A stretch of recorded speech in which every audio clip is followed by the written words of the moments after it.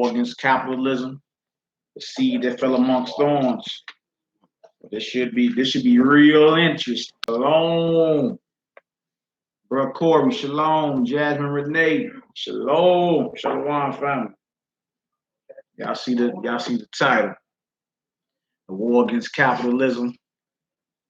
You understand? The seed amongst thorns. Everybody doing today. First and foremost, we gave all praise, glory, and honor to the Most High, owning, creator, and possessor of all things. Honor of his only begotten beloved Son, the Holy Messiah, who's currently sitting at his right hand. Right now, as we speak, we honor in humility STL, Melchizedek order STL, Sect of the Nazarene, House of Zion, Home School. Hit up the description box. All the links up in there to donate to whatever we got going. We appreciate y'all prayers, y'all support. You understand? Because it goes a long way, especially the prayers. Especially the prayers, they go a long way. So first and foremost, can I be heard? If we can be heard, give us a 9 up in this deal. If we can be heard, give us a 9 on the comment board. And let's get into this. Let's get into this. Shalom, shalom, Princess Yasha Allah. Gladstone and Jamie Morris and Shalom, Woody P. That's my Memphis Hebrew. Howard Brown, my Jamaican brethren. All praise, glory, and honor. Good to see the family. Good to see the family. Back at it, you feel me? You know, the first day of the week was Sunday, or so-called Sunday. You know, a lot of us don't get back to the grind till Monday. You understand? So it's good to see the family. We're going to get it done. What a gone. No doubt, family. Shalom, shalom, one soul of life. Shalom, shalom. See the family. Okay, they trying to hit me up now. Private number. Nah. See, all this be happening when I be going live. People trying to get holler and all that. No. Feel me? We got to be about the Most High's business. All right, so look. We're going to start this off, man. We know the parable well. We read a lot. The seed amongst thorns. We're going to start this off in Matthew the 13th chapter first. Matthew 13. I'm going to read 1 through 3, verse 7, and then verse 22. You got us right there? Yeah. And then right next to that, Mark chapter 4 and 19. Monday afternoon quarterbacking, or Monday quarterbacking, you know, we don't get the mornings popping as much. A lot of things be going down, but we want to thank the Most High for allowing us to come through and break bread with y'all, our family. No doubt. That's what it's about, though. You know what I'm saying? In the season, out of season, though. Matter of fact, you just were talking about that, wasn't you, Hebrew? Yeah. So you need to thank the Most High for being able to come together and do this. Yeah, because it's overlooked. You know what I'm saying? Like, this is feasting. It's feasting on the words of eternity. You know what I'm saying? A lot of times these type of things get overlooked. You feel me? So we want to give all praises, glory, and honor to the Almighty for allowing us to get together, man. Despite any distractions, despite any of the nonsense or the madness, you know, he allows us to still come together and really focus on what needs to be focused on, man. There's a lot of work to get done out here. There's a lot of brothers and sisters that need us. We need each other. You know what I'm saying? As a nation of people, we need our God. We need to love our God and love each other. Wake up, Ruben. Wake up. He awake. That brother just got natural Chinese eyes, man. Definitely. That's natural. Definitely. All right. So look, let's get into this. Let's get her done. I push. What you do, bro? All right, first thing, Matthew 13, y'all. We're gonna read verses 1 through 3, verse 7, and verse 22. We're going into the parable of the seeds. You know, the seed that fell by the wayside, seeds that fell among stony places, then it was amongst thorns, and then it was seeds that fell on good ground.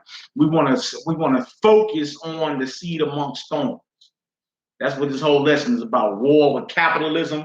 We're gonna get that definition too. I got that already pulled up. We're gonna read that. And you're going to see, man, whatever you call yourself doing, especially a descendant of the Israelites here in America, those scattered abroad, the best you're doing is surviving. You understand? We all are victims to this capitalistic construct, all of us.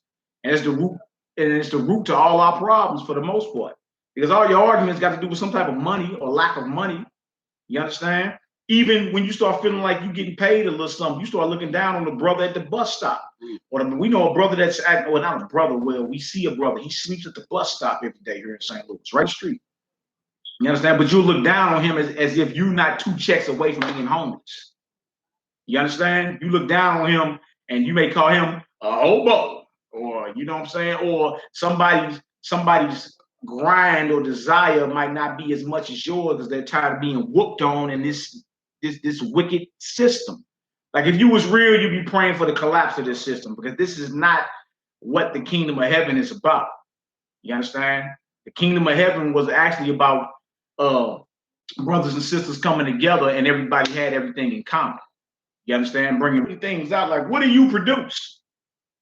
The Negro don't produce nothing. The Negro today is what's called a consumer. He buy everything.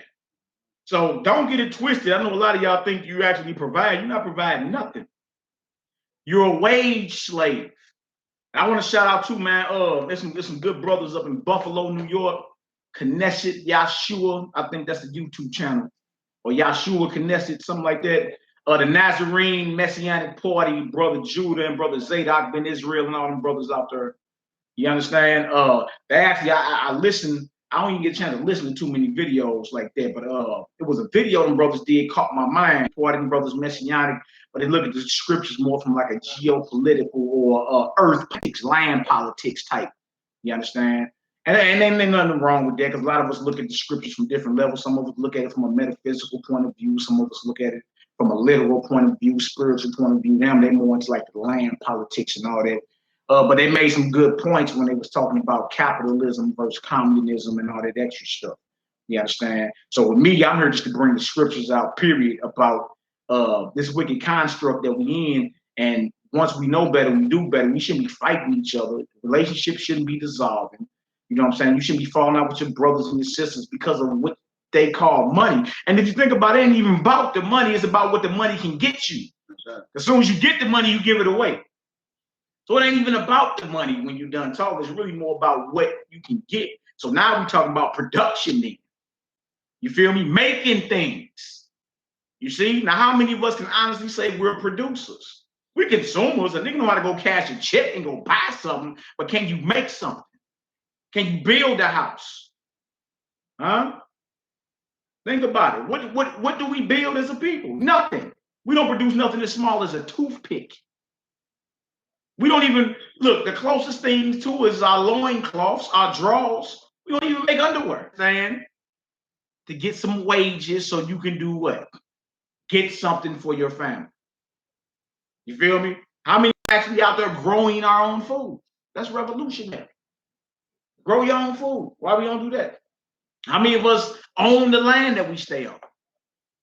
You feel me? How many of us build houses? Shout out to the and I don't agree with this brother on a lot of stuff, but shout out to old Pastor Dial. Pastor Dial built it. He's a producer. You understand? He got his own land, his own community. You know, we don't agree with the Negro and a lot of stuff he be on, but you can't knock what he's doing.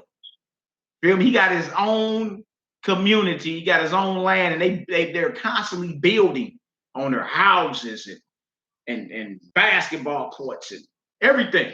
You understand? Mess halls. And so this right here is something for us, so we don't continue to look down on one another. We all are victims of this capitalistic construct when you're done talking. You feel me? And in the end, we supposed to be praying for the collapse of this system, man. This system had a lot of people enslaved, had a lot of people to where they can't concentrate. We be ready to kill each other because he owe you $5. You understand? It's total demonic. The whole system is so demonic. Got the man against the woman, child support issues and all that. It's called capitalism, man. All right. So matter of fact, before we read that, read this definition of capitalism. Now, this is off Wikipedia, the definition of capitalism, that first paragraph, all the way through, all the way down to there.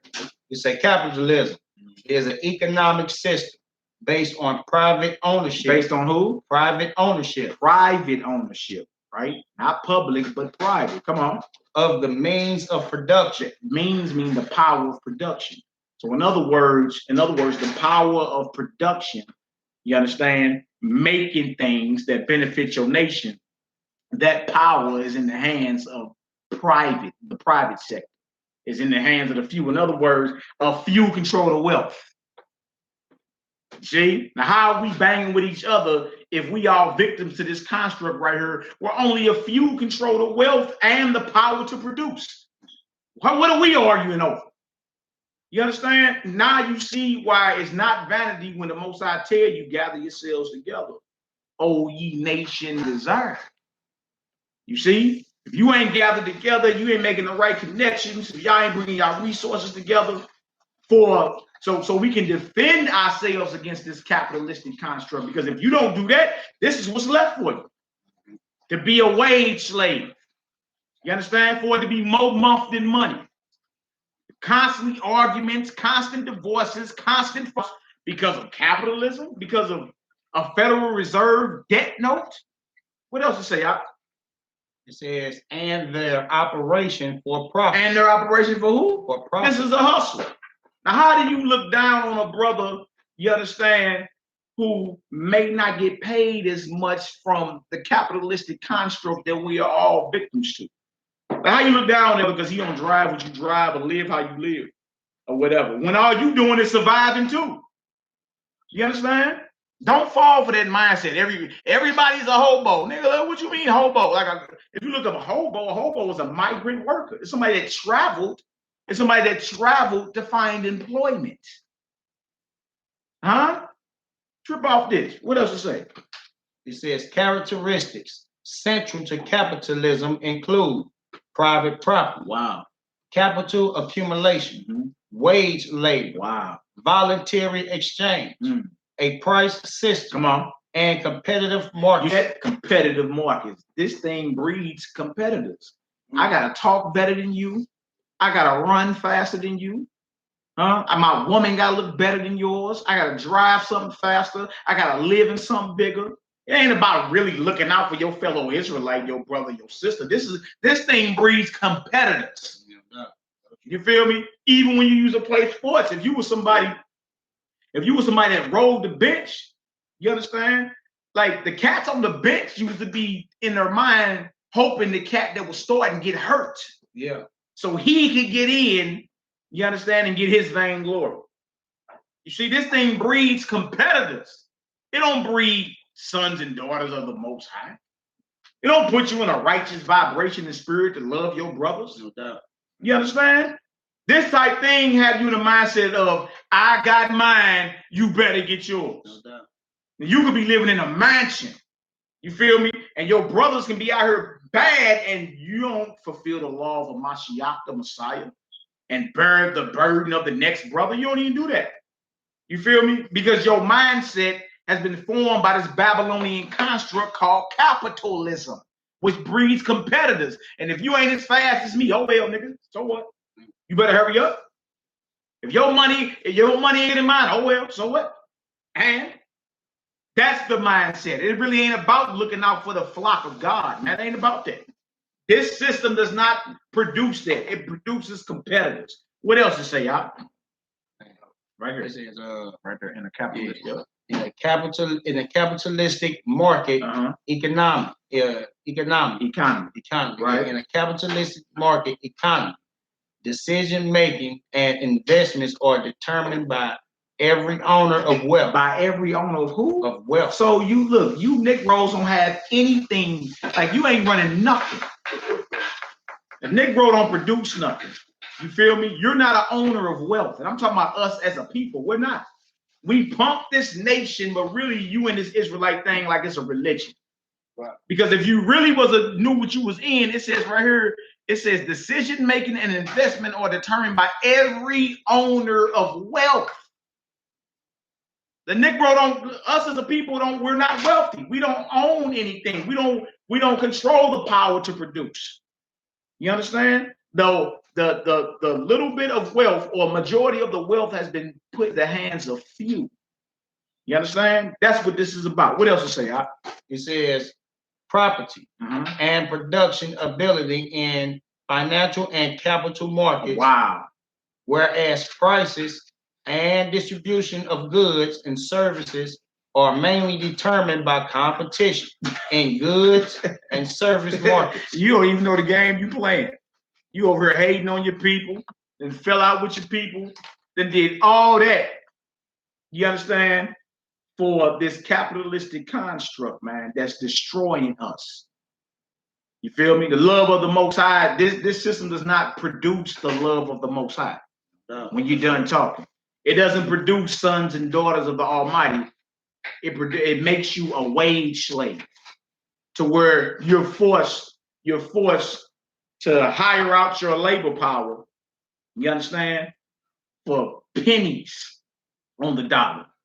Pennies on the dollar. You may have went to work and made $80 for the day. Them heathens made $800 off you. Each person. You see? Like you supposed to be able to go to work and determine, say, I can do this, this, and that for this. You understand? Because really there is no price on the breath that's in your body. It takes for you an image of the Most High God to get up and push that button on that machine so that machine can produce something. You're the money. You're the real wealth. You understand? Because the spirit of the Almighty Yahweh is activated within you. You understand? Now how we trade all that for receipt, some paper that you think is money. And which it really ain't about, it's about what you can get with it. That's all it's about. It ain't about nothing else. All right, so we're going to get into these scriptures. Again, the war against capitalism, the seed that fell amongst thorns. And hopefully none of us will get off this live feed and start treating our people as if they're insignificant or less than us. You understand? Especially in these last hours, the Most High is really seeing who really is about this love. You understand? This word, this walk. You understand? Seeing where everybody's judgment's at. How are you judging the matter? You feel me? Everybody's a hobo today, huh? Everybody. You dig? And then how you call somebody a hobo and you know you 2 checks away from being homeless? Who ain't? Yeah. Everybody's a check or 2 away from being homeless, but you look down on the homeless brother out there in the streets. You see? But hey, the Most High told you what to do. You just ain't did it. And if we was wholeheartedly executing what Yahweh told us to do, guess how we'll be moving as a powerful nation defended against this construct that's set up. You understand? Like that, it's not their job to educate your children and teach them how to survive and teach them how to, you understand, provide for themselves and their families. That's not their job. It's your job. And all we doing is turning our children right over to them. Definitely do that. Constantly. All right, so let's get into this word. Matthew 13. Matthew the 13th chapter. Matthew the 13th chapter. We're going to read verses 1 through 3 first. What this say right here, Voice of Israel, according to Francis Krause Wilson, the 9 areas of human activity are controlled by white supremacists: education, entertainment, labor, law, sex, war, politics, religion, and economics. Hey, I read that, what's that famous book she wrote? The ISIS Papers. I read that years ago. She's a psychiatrist or a psychologist, Dr. Francis Krause Wilson. Yeah. Just that book was very deep. Very deep. I read that probably about 12 years ago now. I think about it. All right, what you got to say, though? Go ahead. Hey, I was going to say that's what that is, though. Even speaking of capitalism and how they break down all those, they say the education, entertainment, labor law, sex, war, politics, religion, economics, all of those, you can see the competitiveness in every area. Yeah. You know what I'm saying? You got competitiveness inside of all of them. You know what I'm saying? So yeah, I definitely see the resemblance in the capitalism and the way they say the 9 areas of human activity. Yeah, everything's competition, man. And you watch this, especially if you're someone that's called themselves being born again, or somebody that has awakened out of their slumber, being a conscious Israelite, man. Be aware of that spirit of being in competition with your brothers and sisters. You understand? I stay in my own lane and do the work the Most High put on me to do. I'm not in competition with nobody. You feel me? And when I see brothers be trying to compete with me, it just be comical, because it be like, I'm not about to even fall for that mindset. That, for one, it's a wicked mindset. It is. We ain't in competition. All we got to do is love the Most High and love our people. That's what that's about. Ain't no competition. What are we competing over? We get more views or something? Like what is all that about? That's what it be about, though. You know what I'm saying? Who get more pats on the back? Attaboys? You feel me? Like, look, I'm gonna tell you like this: none of y'all got a kingdom to put me in, so you ain't nothing you got for me. You understand? There's no reason to compete, right? Be sincere and love your people, man. That's right, Voices of Israel. Competition is a Greek spirit, man. All in competition with one another. But now you can see for sure there was a lot of competition, like even when it was told that Saul killed his thousands and David killed the 10,000. You know what I'm saying? There was people there that would even speak about those situations. Like, look at this, the difference between 1,000 and the 10,000. You know what I'm saying? So we still had that situation, which was not for us to have as a people. You know what I'm saying? To even look at situations like that. And that's one thing David was against. Like, look, he ain't even looking at it like that. Like, I'm just doing the work of the Most High. You know what I'm saying? So you kept it righteous inside in the mindset, and it's not about them activities of the competitiveness. You know what I'm saying? And it make him look at the brother no form of fashion like he looked at him in any part of, he looked down on him. He kept his respect with him. You know what I'm saying? And I have killed 10,000 and you killed your 1,000, but I'm not looking at you in that fashion. You know what I'm saying? So we still had that competitiveness.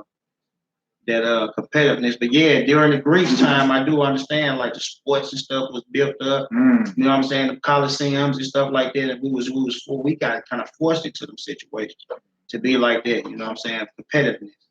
Had to compete to live, man. No doubt. Gladiator warriors and them Roman, a lot of them was Israelites, man.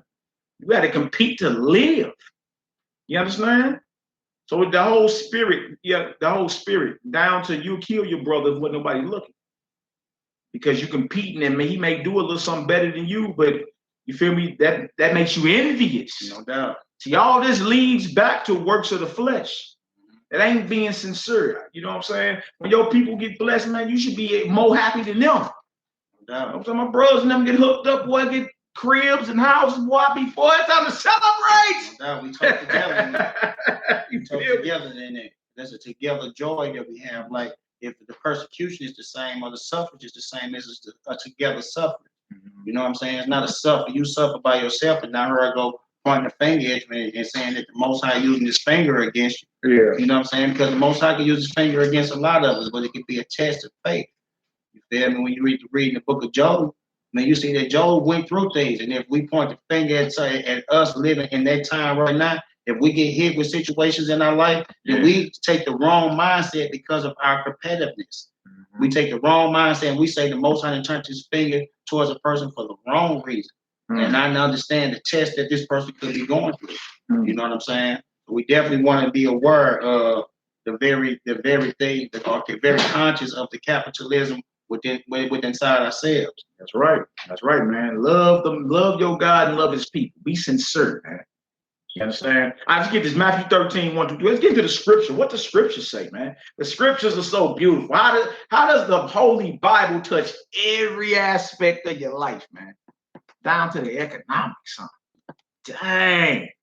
It's just the Bible, what everybody offended at. It's just the Bible. We just reading the good old book.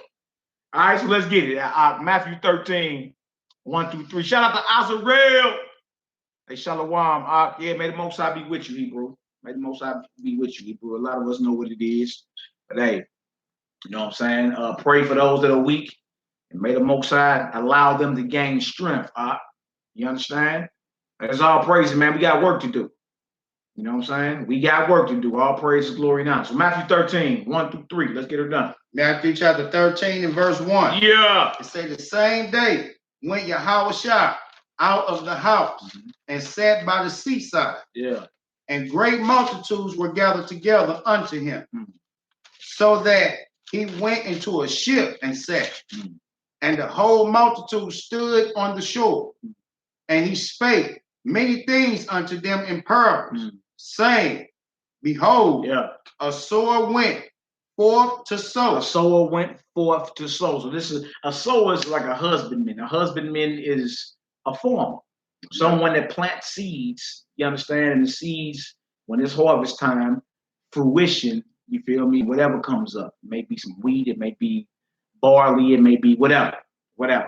You understand? So this is someone going to plant for the survival of his nation, because without seeds getting planted, your seeds don't get fed. You understand? You can look at it on a minor microcosm level or on a macro scale, something. You can look at it small, you can look at it something big. You understand? Seeds must be planted for the survival and the continuing of the nation. All right? Verse 7, this is the seed that we're going to focus on today, the seed amongst thorns. What verse 7 say? Verse 7, jumping down to verse 7. It says, and some fell among thorns. Uh-huh. And the thorns sprung up and choked them. And did what? And choked. Jump down to verse 22. The breakdown of it. Come on. Now, verse 22 say, he also that receiveth seed among the thorns is he that heard the word, and the care of this world, and the deceitful of riches. Hold on. It says what? And the care, you hear the word, right? Right. This is someone, and this is a seed that we all need to do our diligence to make sure that we are not. You hear the word, right?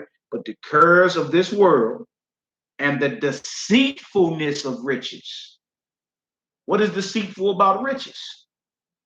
See that? The deceitfulness of riches. Come on now.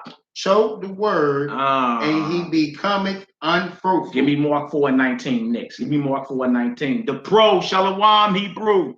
Shalom to you and your family out worldwide. One love. One love, Hebrew. One love. By the way, brothers, I love white women, or snow bunnies, or as Brother Jake would say, white women, man. Love the daughters of Zion, man. Shalom, brother. What you doing, man? The pro. It's our word, Shalom, Israel. What you doing, man? Love them daughters.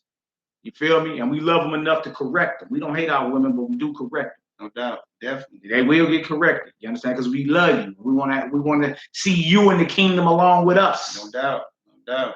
You understand? So it is what it is. He's like, T. Brew. I give me Mark 4:19. Y'all see the title, man? War against capitalism, and it all starts with a mindset. Never forget that. You understand? The mindset of competing, and you'll do whatever you need to do to be on top or maintain that power, even kill if you got to. This is an evil construct, man. You should be praying for the collapse of this entire construct. We read about it in Revelation, the 18th chapter. We read about the fall of Babylon. That ain't just, you know what I'm saying, a physical place. It's talking about everything down to even the economics. You understand? Because we were the first commodities that were sold on the stock market here. Believe it or not. All right? Let's get it, Hebrew. Hey, now look, these things is major things to listen to, because you know a lot of us we're in some fashion will want to be called a Christ follower no matter what. You know, we don't want to stick to the word of being called a Christian. You know what I'm saying? But what we would want to do is say we follow the Hamashiach and the things that he told us to do. You know what I'm saying? But look at how he separate this when we get to this 19 in this Mark chapter 4. You know what I'm saying? We really want to get some understanding to know exactly what these things are. You know what I'm saying? Or how could we, in action, do these things? You know what I'm saying? So we don't know how in action we can do these things, and we kind of look at these words or phrases and skip over them, or we can just point the finger on what we think the curse of this world is. You know what I'm saying? But we really want to know what the curse of this world is. That way we know for sure when we're dwelling within that mindset to say, this thing I want, whether if it's in relationship, because a lot of relationships are broken up or not lived right because of the curse of this world. You know what I'm saying? And it's because people live like to say, well, mine should be like what? The way the world is doing. You know what I'm saying? That's still you put the curse of the world inside of a relationship. You know what I'm saying? Or else it's not a good relationship. You know what I'm saying? It's not fit right. It's not righteous. You know what I'm saying? It's what we would call it. You know what I'm saying? That's not correct. I feel on that competition within relationships. Like you trying to gauge your relationship based off the next person's. No doubt. You understand? Instead of doing what thus saith the Holy Bible, the word. Hey, another key to disaster. Yeah. Well, so-and-so don't do this.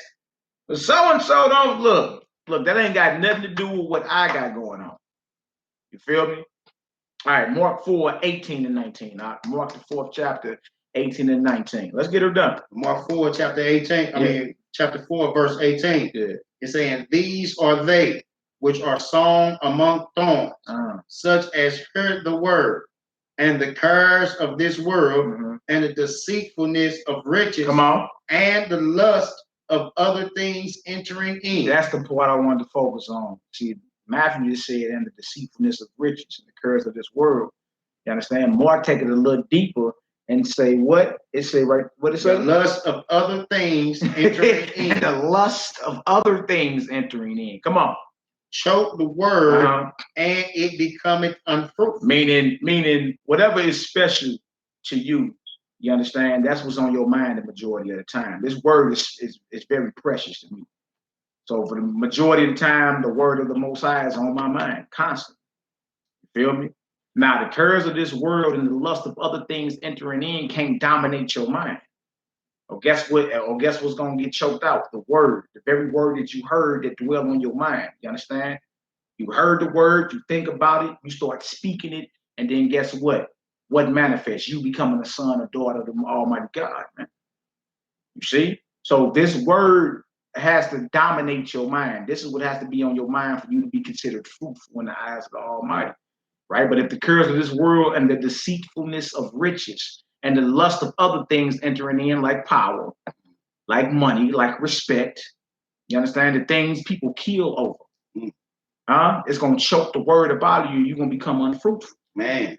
Got to get your money, huh? Now, how many, like some of us know brothers who have put their hand to the plow, but have fallen back because their finances weren't right. You're like, what is all that about? You understand? Nothing is a priority over this word, period. Not even myself. You see? And you're going to have to hold yourself to that. Other than that, you're going to start falling off, man, when the heat turn up. You understand? And certain things are going down in your life. Certain things ain't going right for you. It seemed like you just woke up on the wrong side of the bed. You feel me? You can never get a break. You still got to push forward in this word right here, man. Because the thing that you are depressed over is a construct, you understand, that must be destroyed.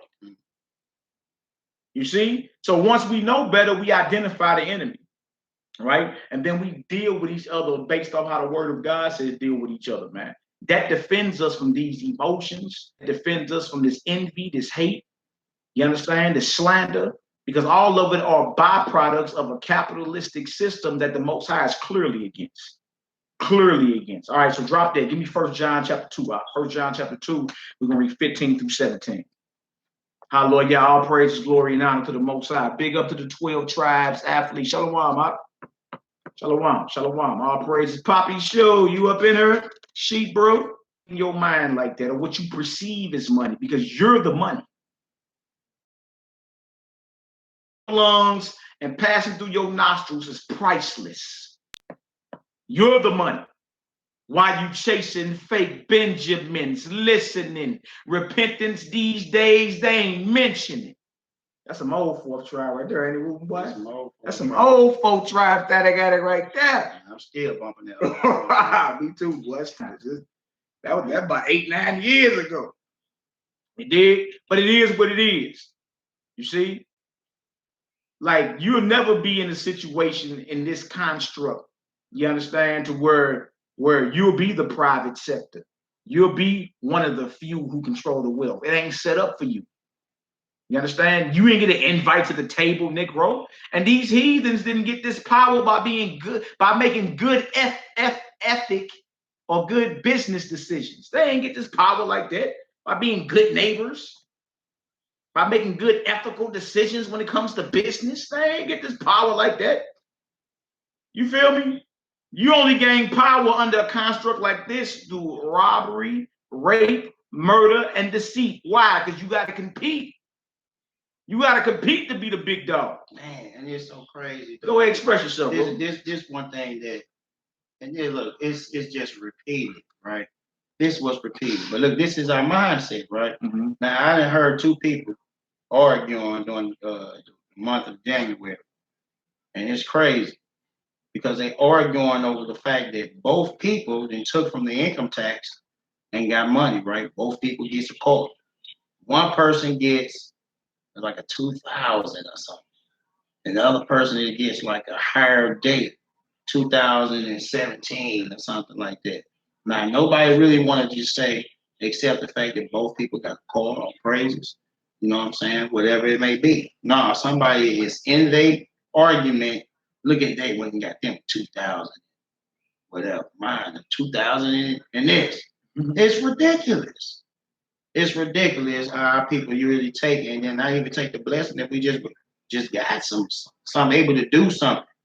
You know what I'm saying? It's just the ridiculous of the mindset, how we slowly get the money And then you get the money when you feel that you even have some part of some power, because that's what gives you.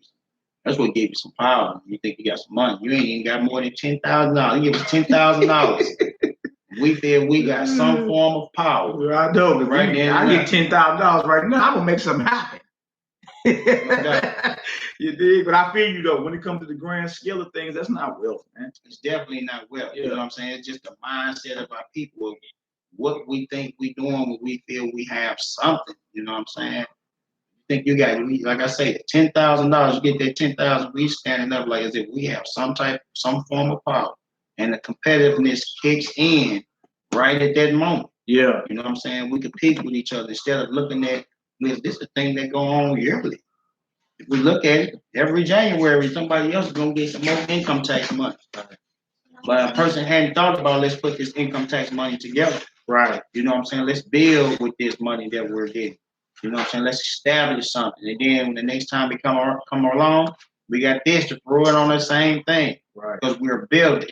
Right. Now we use it, and the very moment we get it, we individually live. You know what I'm saying? We compete with whoever it is that's standing around us. We compete. Whatever you got is all the way up until we broke. Now we waiting on next January to roll around for the competition though. You know what I'm saying? It's not for the upbringing, it's just for the competition. Yeah, to look like you're doing something. Meanwhile, you don't own resources, you don't own land, nor the power to produce.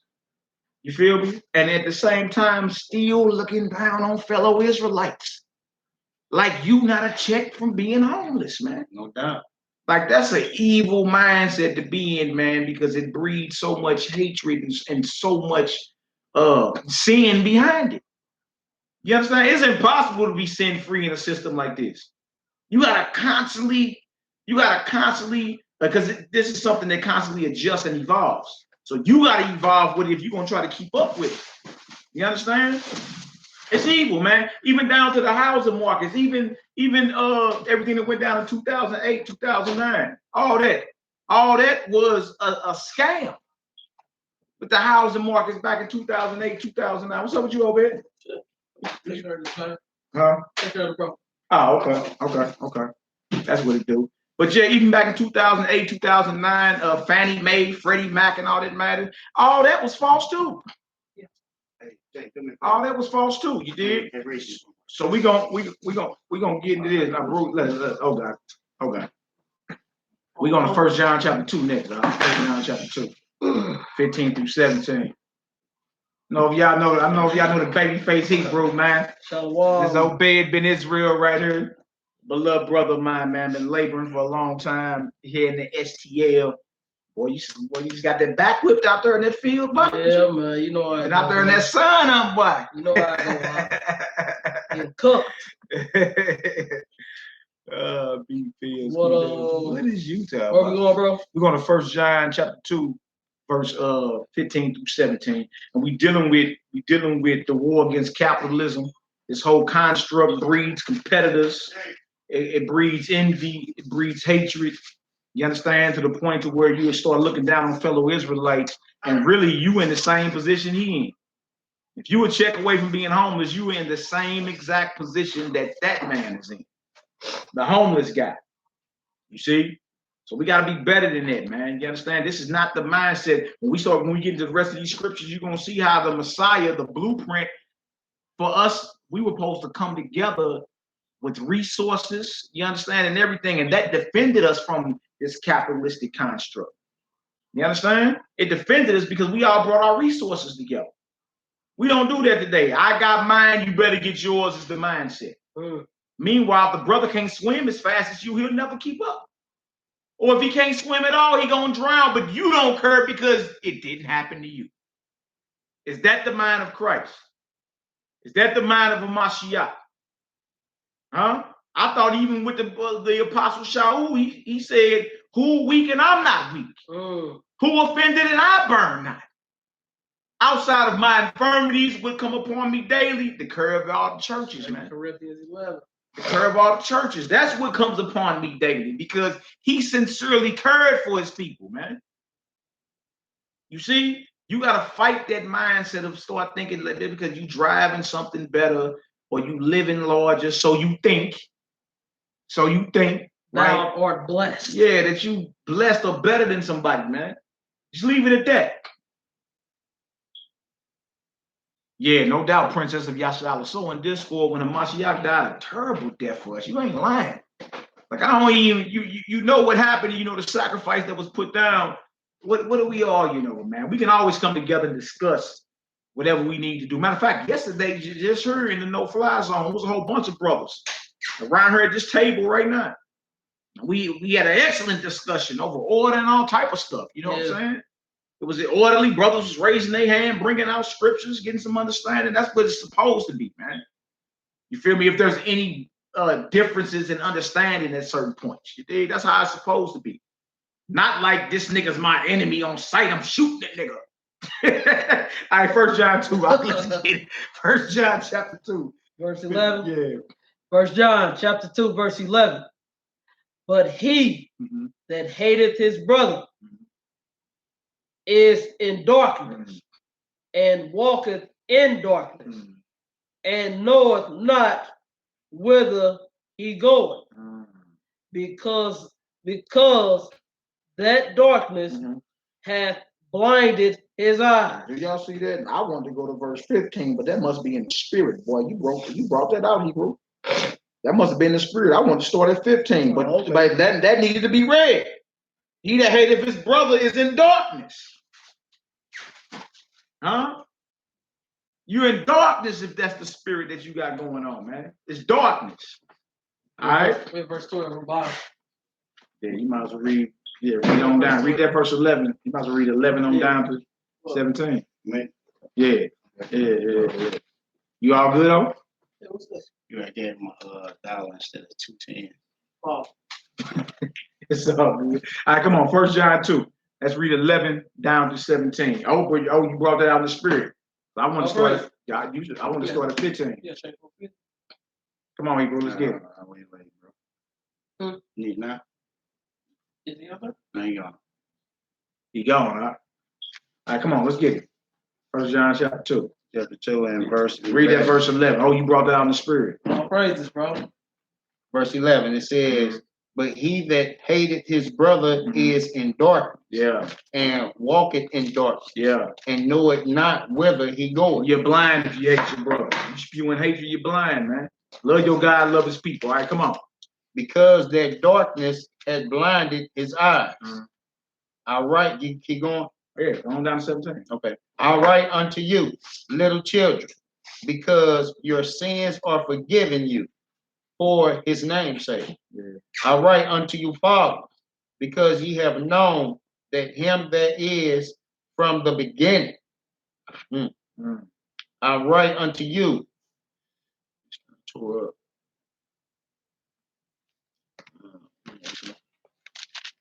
What you doing, man? It's a page, guys. You know, somebody came out the page. What you doing, man? Page, y'all forgive I Ruben, man. You Ruben over tripping, man. 1 John 2. It's the page, family. See that? Just read out on it, bro. Go read that. That's chapter 2 right there. Down here, 13 verse 13. Yeah, let me see that. Give it a ball. All right, come on, let's get it. It say, I write unto you, fathers, because ye have known him that is from the beginning.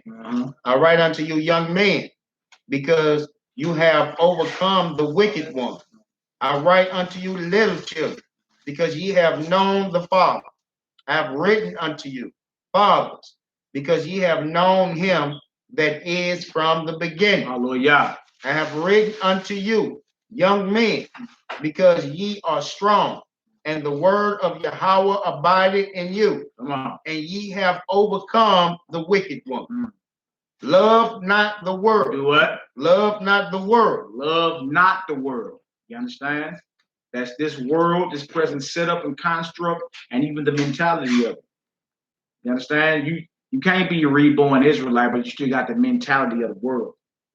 You understand? No doubt. You still have the mindset of this capitalistic construct that breeds hatred, envy, murder, jealousy, death. And when you're hearing these things even coming off of Israelite mouth, man, a red flag should go up. You're right. And look, I got something to say about that. Even though we say love not the world, neither the things that are in the world. And go off what brother's saying is that I know a situation of where we get to talking and we speaking about fornication and marriage and things like this. And this is one situation we really need to get down and know for sure if we, as the world, think it this the way it's supposed to be, or is it by the scripture? Do we even call situations fornication?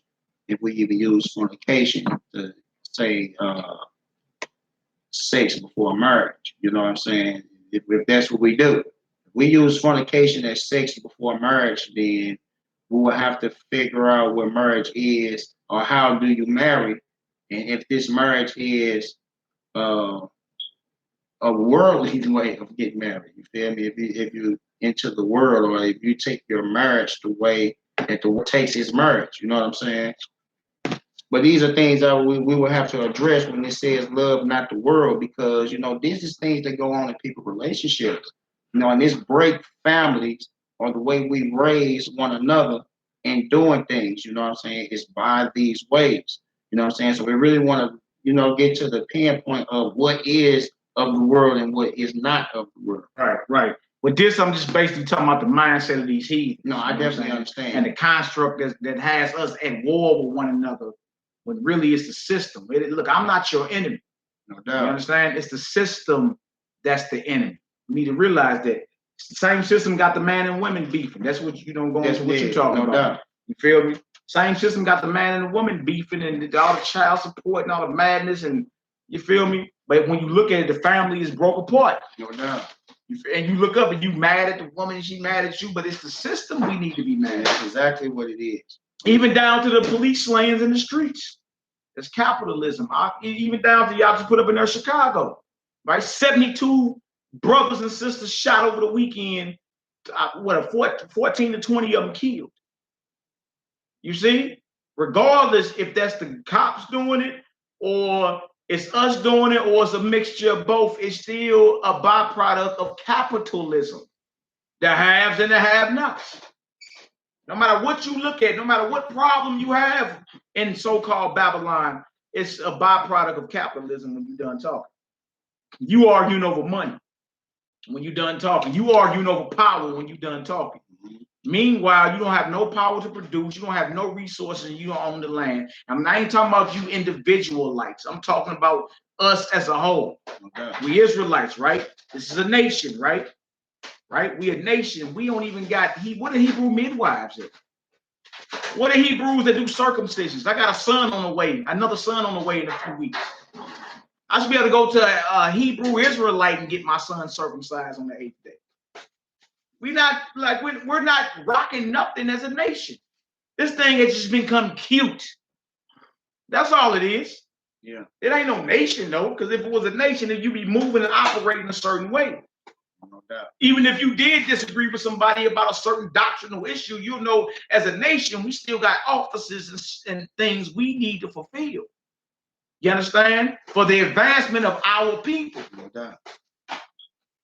You think I'm gonna ask the bro, the Hebrew midwife, wife about to give labor. Hey, hold on, can't come in here. You believe in reincarnation and resurrection. Like, well, we ain't even look, a child is about to be born. We ain't talking about doctrinal issues right here. You see what I'm saying? It's like we're not playing this or we're not doing what the Most High called us to do, right? It's a horse and pony show going on. All right, come on, Hebrew. Read on down to 17. Verse 15 again, it says, love not the world, neither the things that are in the world. If any man love the world, the love of the Father is not in him. If you in love with the world, the love of Yahweh is not in you, man. And that's a large spectrum when it says love not. There's so many ways you love the world, man.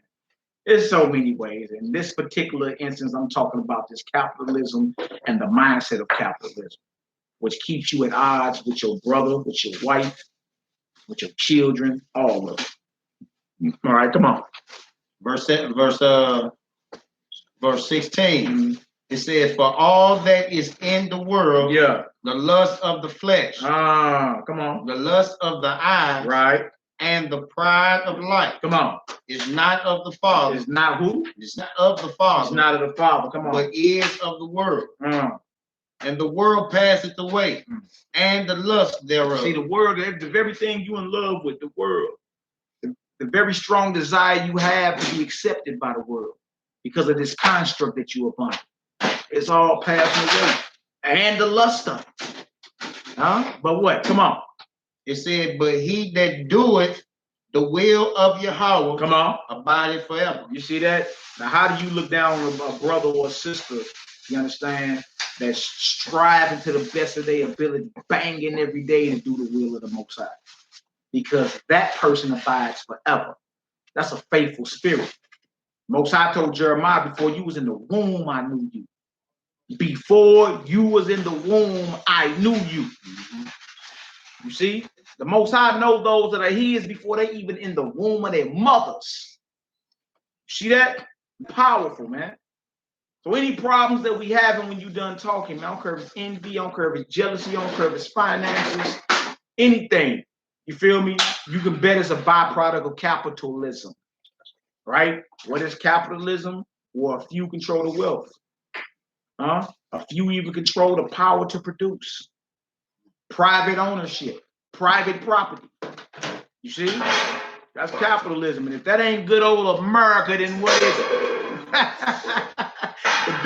the biggest money transfers and wire transfers in the world come through New York City every Monday morning. What you talking about? How did America become so powerful since 1776? You know, just by being good old neighbors like Mr. Rogers. Changing your sweater jacket, changing your shoes. Would you be my neighbor? Is that how America became so great? Or did they bomb their way into power? What are you talking about? Who's the only country that went nuclear? Who else done dropped nuke? I'm talking about dropped the nuclear bomb. And then turned around and made Japan an ally. You don't know you don't even know this beast you dealing with. It's two-faced. They tell you that in Revelations. One side as a lamb, but the other side as a dragon. You know, it's just what it is. It's just what it is. It's an image that come with it and everything. It's a thirst that come with it and everything.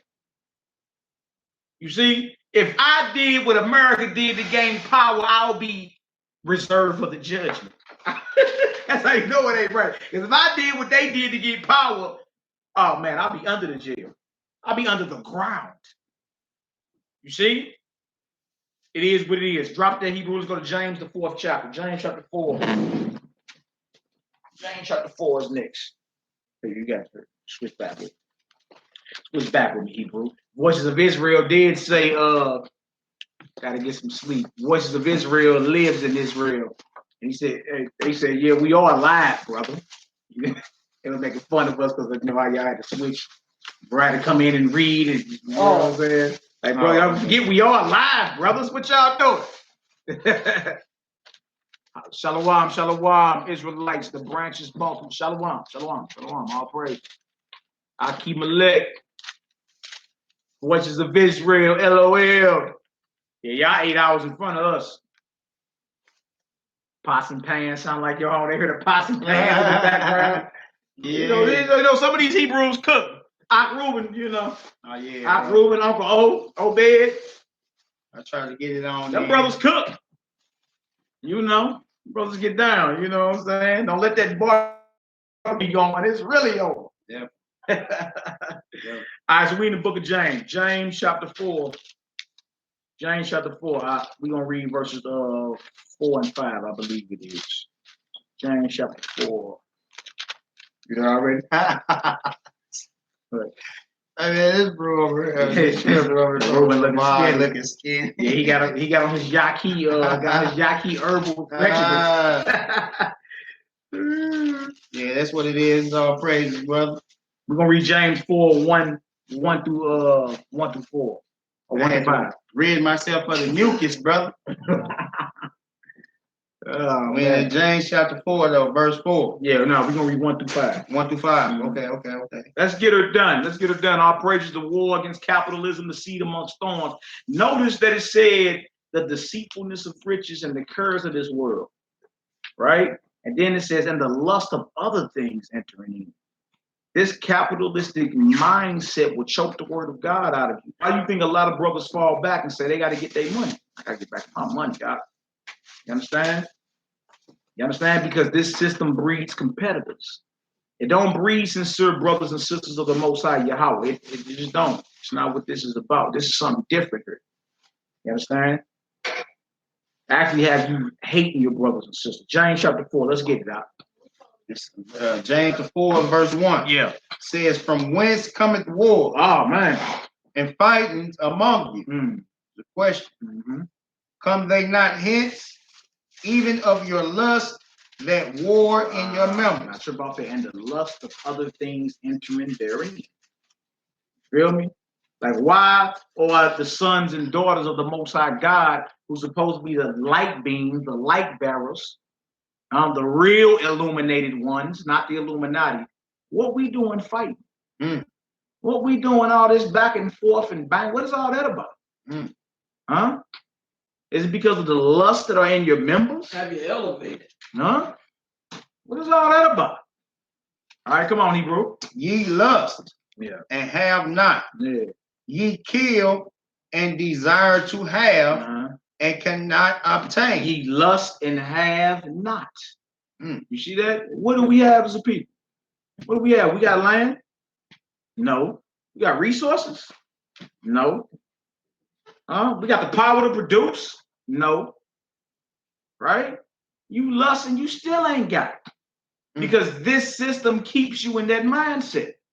You really ain't loving your brothers and sisters. The blueprint for what this all about was given in the book of Acts. I'm gonna go ahead and give a quick, get y'all an answer to the test real quick. You understand? It was given in the book of Acts, man. And that blueprint got Nick Rose scared today, mainly because of bad behavior of other people who have tried it. You understand? Oh, I'm live, man. Y'all bros loud, man. You understand? Like it's crazy. It's crazy. But the blueprint was given. The blueprint was given. Are we gonna follow it? That's the question.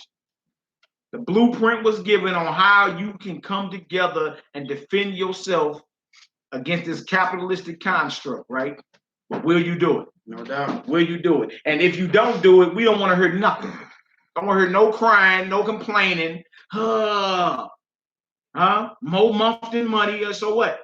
You're not doing what the Almighty commanded us to do. You scared to. You see? But a show be complaining when it's bill time, boy. Hey, look, check it out though, because this very thing had followed us once we came up out of Egypt. You know what I'm saying? Our people still did not know how to leave the ways of Egypt back in Egypt. They murmured the whole time about the change. You know what I'm saying? Because we had things so frequently when we was in Egypt. You know what I'm saying? So it wasn't the same even going through the wilderness. So we quickly lost faith at what we was going off into because of what we just left from. You know what I'm saying? And that's something that we have to get off of. That's the way of the world or the ways of Egypt that was on our people when we was there. Yeah. You know what I'm saying? Yeah. They want to go back to Egypt where it was cucumbers and watermelons. Without the lust. And to trip off that, man. We can't act like we ain't slaves. But then when you was like, okay, independence or freedom, man, that's a great responsibility that comes with it. You understand? Like, watch any of that, like on Netflix. If any of y'all on Netflix, you got like the Cuban revolution story, and the China revolution story, different stories on how different kingdoms and empires had to stand up and fight for their independence. You know? Like, you got to be dedicated to an ideal that's not selfish. You gotta be dedicated to something that's higher than yourself. You feel me? Because any type of situation we got going on, any type of situation that we got going on, you feel me? It's not gonna be here today over tomorrow. Like Moses for 40 years. Yeah, 40 years in the wilderness. You feel me? Spent 40 years gone from Egypt. Show back, like, so in other words, this thing don't happen today and it's over tomorrow. Are you dedicated for decades to go by? You understand? This higher calling. All right, what else you say? It says, I'm gonna read that too again. It says, ye lust and have not, ye kill and desire to have and cannot obtain.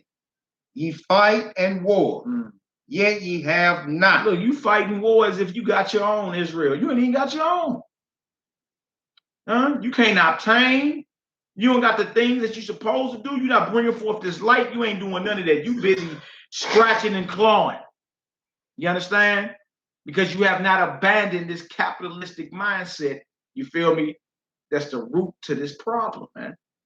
Real talk. Now, we all know about the commandment, keep the commandments, yeah, but also in the commandments, the Most High tell you, hear Mashiach, hear him, right? And he lets you know this is how you bring this together. Don't forget they were under Roman rulership then, just like we are now. So how were they able to defend themselves? Paul didn't have a 9-to-5, but his profession was what? He was a tent maker. So he made tents at his leisure. You understand? Peter and them weren't fishers for a 9-to-5. You see what I'm saying? Like so in other words, when it says come together, it's going into us bringing our resources together so we can survive, man. Bringing our resources and our skills. You understand? So we can survive as a people. Other than that, we're going to continue to be victims. You're going to continue to have to beg this heathen to feed your family. You're going to have to continue to do it. Now, either we're going to be about the blueprint or not. Right. That's all it's going to come down to. All right, where we at? I'm going to finish that 2 off. It said, because ye ask not. Verse 3. It said, ye ask and receive not, because ye ask amiss. That ye may consume it upon your lust. See, you really what you want is for the Most High to bless you. You feel me? For your lust. No doubt. That's all it is. You understand? So you can be seen a certain way or feel a certain way. You understand? It ain't really about the redemption of his people. It ain't about the love of his people. It ain't about the love of the Most High. It's about you. You're selfish. All right? You get that $10,000 in January, you fall strictly to your lust. You know what I'm saying? You got a lot of people in the household. We come together for real. You got families, aunts, uncles, parents.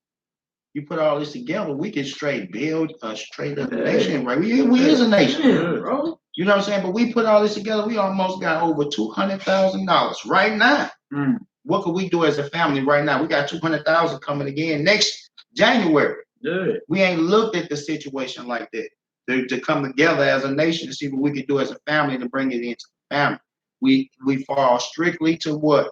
Our individual lust. And we spend it. Yeah, you go get your shoes, your clothes, go get you a quarter pound of weed. That's about it. Go to the casino. Yeah, that's about it. That's about it, man. Then it's a wrap and it's gone. Then what? And we repeat the cycle. That's why these heathens don't even take us serious. No doubt. They get money. Look, they be like, look at this, man. They get money every tax season. Storm come about straight May. As soon as the storm come, lights go out. You ain't found one of us with one generator. The whole neighborhood dark. But you just got $10,000. You see how we spend our money? Fly though. Stupidly. You fly, got nice shoes, nice car. But you ain't finna get in it right now and drive nowhere. You gotta pack everybody up in this car. We sleeping in here tonight. We can't get no air. You gotta sleep in the whip. Just bought it. You know what I'm saying? But we spend our money towards our lust though. You know what I'm saying? And the mindset of us is, this is the mindset of the lust of the world. No doubt. So Lala told Voices of Israel, good night to you over there in the Holy Land. All praises, glory now to the Most High. And a common unity, common sense, community, common unity. Makes sense. That was a Jewel right on for that. All right, where you at? Hold on, you want to say something? Yeah, I'm saying so basically we spending our money unintelligently. So we ain't buying what we need, we buying what we want. So we can look to the future and be like what the bro just said. We need generators because we've experienced power going out before. So it might be a wise choice to be like, even if I don't use it for a couple years, when that power finally go up and I need it, boom, I got it. You know what I'm saying? And just making those type of wise choices throughout our lives, you know what I'm saying? We'd be better equipped when certain situations arise. Yeah. Oh, you know how we always got to set in our mind what we know we need to do. I need to do this. I need to do this. I need to do this. But the very moment you get that $10,000, you ain't thought now order what all that go out your mind. Your lust kick right in, and you would splurge towards your lust. So then you look back at it when you get broke, like, man, I should have spent it on this. I was supposed to did this, and you ain't did neither. Wasted it on Wasted it. It was all vanity. Going out to eat. No doubt. Man, look, it's crazy, man. We straight got it, right? Like, if 20 of us, say tax time, right? And 20 of us take $5,000. How much money is that? That's 20 times 5,000. 100. 100 racks, man. That's 100 racks. That's $100,000. That's $100,000 that we, as a unit, you feel me? 20 bodies. Might as well say 20 families. You understand? Can be effective with, man. Can invest. We don't even think like that. Yeah. You did, but we claim we born again. Yeah. We claim we done came out of the world and we done came up out of Babylon. Not with the mindset that you have, man. You feel me? Everything that we do is backwards. And we are not living by the blueprint put down in the book of Acts. Acts is the actions of the apostles. We're not even doing that. We're thinking about ourselves, but you're not thinking about our people that are less fortunate, that are believers. We ain't even thinking like that. You like, look, wait a minute, he better hurry up. He better catch up. Nigga, what if he can't run faster than you? What you mean he better catch up? Year after year, we go. What if he ain't stronger than you? What you mean he gotta, you know what I'm saying? No doubt. Bench press what you bench press. What if he just ain't faster than you, stronger than you? You see what I'm saying? But you're not thinking about that. But the scriptures tell you what, bear ye one another's burdens. And let this mind be in you, which was also in who? The Messiah. Man. Flat out. He wasn't in competition with his brothers. All right, who we at? I'm gonna read that verse 3 again. Yeah. Say, ye ask and receive not, because ye ask amiss, that ye may consume it upon your lust. Ye adulterers. Ye who? Adulterers. I trip off that, man.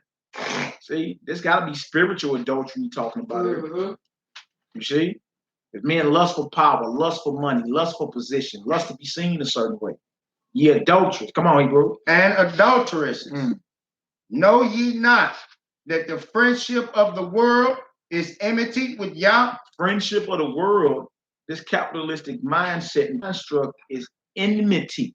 It's mutual hatred with God, man. Most High is not down with this system, nor the mind of it. It all gotta go. You feel me?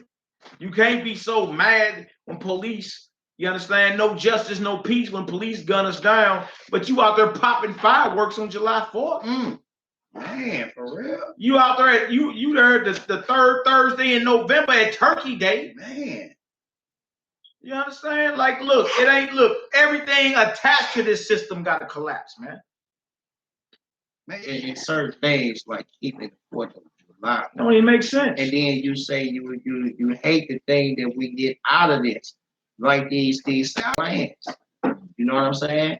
Brady grades. You know what I'm saying? These are the situations where we can understand that y'all make a separation, because we know what's going to happen. We ain't got to play no game. Y'all, the court and everything is for y'all. We TV.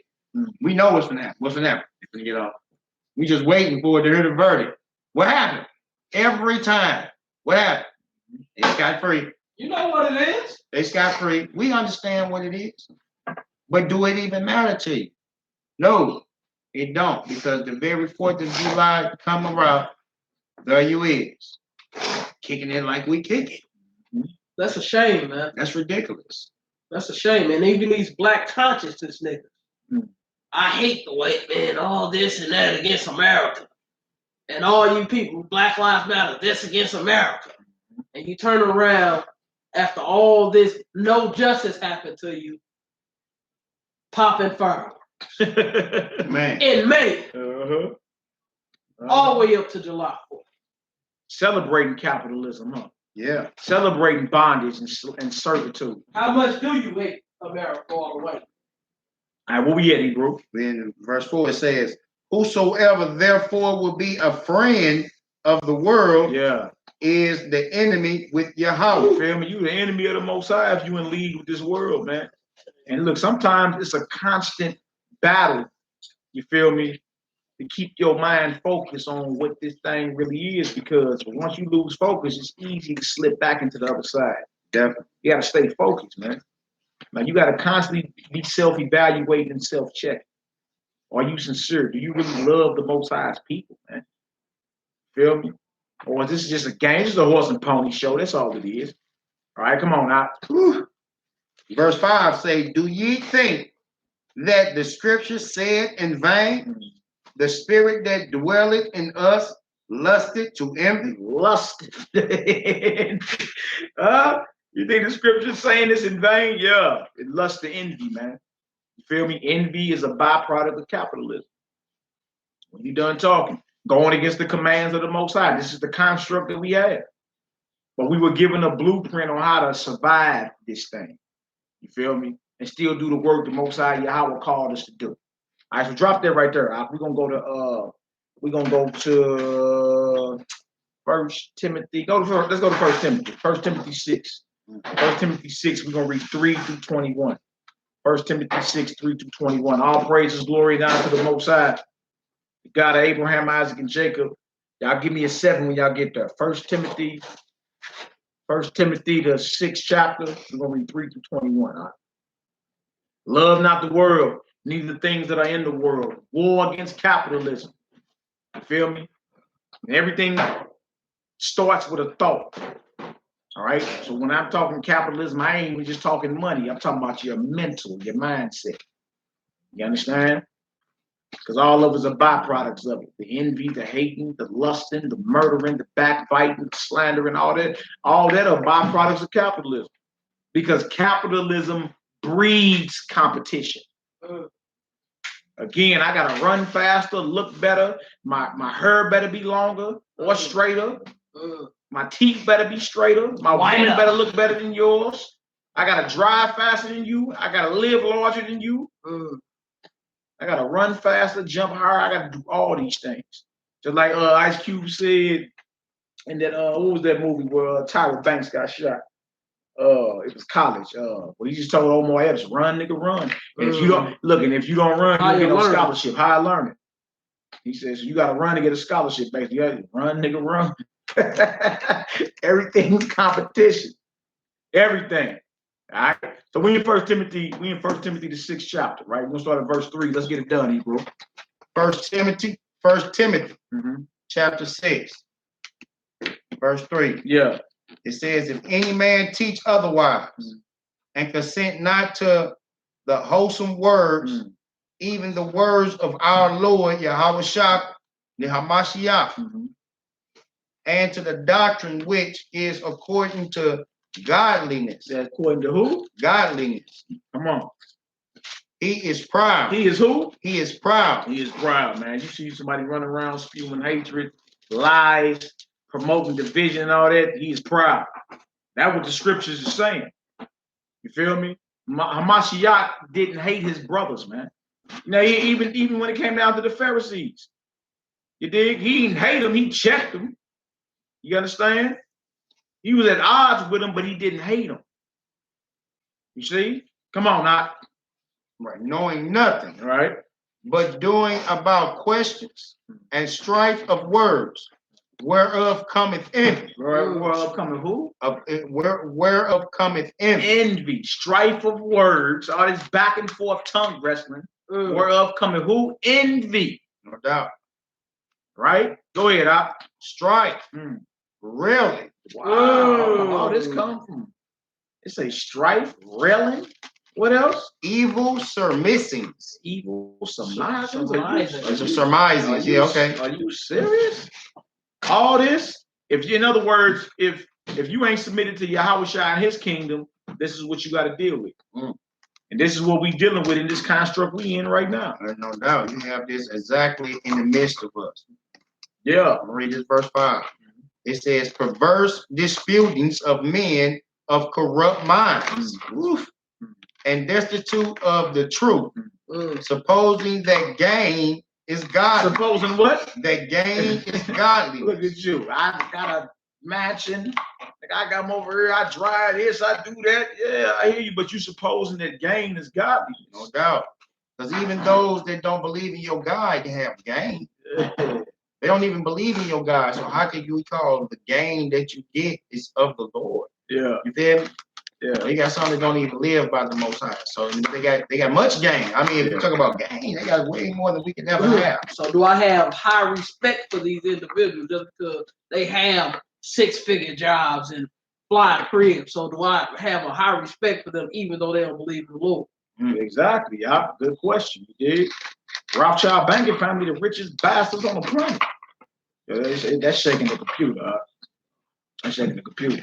The Rothschild banking family are the richest bastards on the planet. You understand? And they got everything you niggas is arguing over and bragging about. Like Negroes are actually bragging about their mortgages. Like, I pay mortgage, I don't pay rent. Right. I pay a mortgage. Right. Huh? I don't rent, I finance. Like you bragging about this capitalistic construct, and even all that's a swindle, a scam. Wow. Well, that's the Negro mindset. We brag about that to each other. Indians don't even have that mindset. Yeah. Supposing that's gain. natural for them. Yeah, exactly. Supposing gain is godliness, right? Right. It says, from such withdraw thyself. Get away from people like that. Right? Certain things that, you know what I'm saying, you need not be around. It's just what it is. And all you can do is just pray for the brothers in a situation like that. But you supposing gain is godliness. Yeah. From such withdraw yourself. All right, come on now. But godliness, with contentment is great gain. And godliness with being content, that's great gain, man. You understand? Be content. You got a roof over your head, you got clothes on your back, and you eat. Be content. That's great gain in the eyes of the Almighty, man.